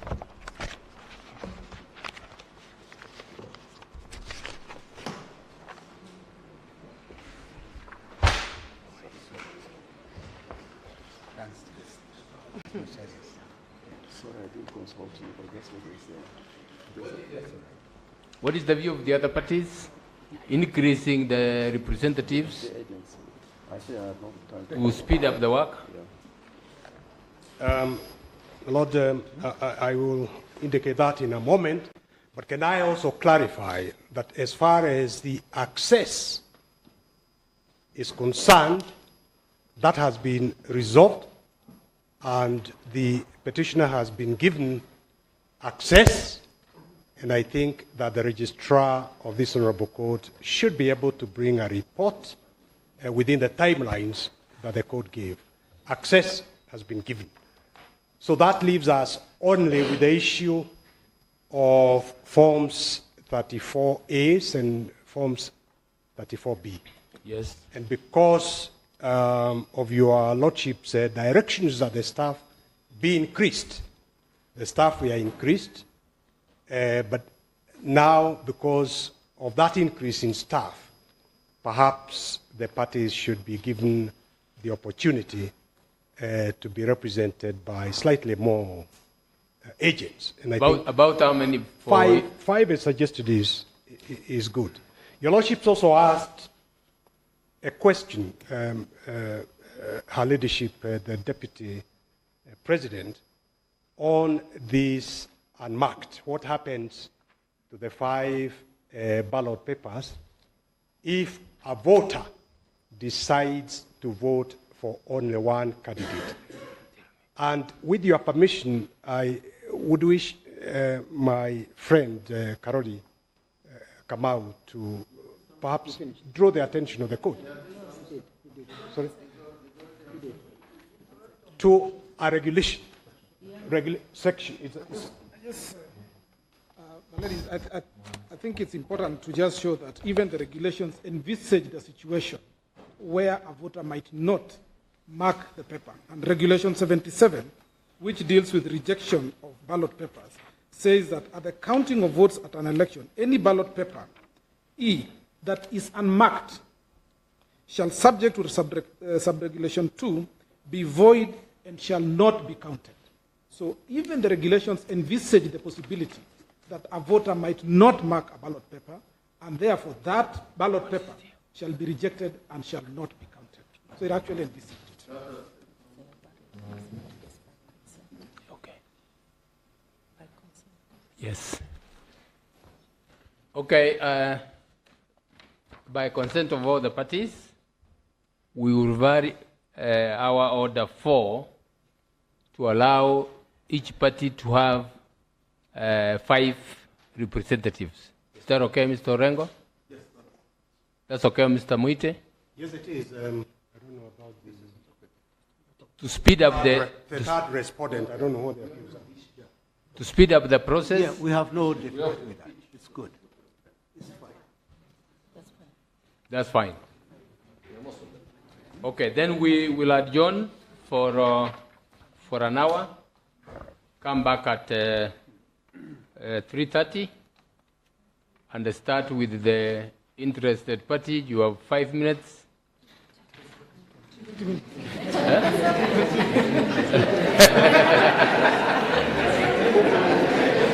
I thought, Mr. Kinyanjui, after lunch you can condense it to 5. Okay, 20 minutes.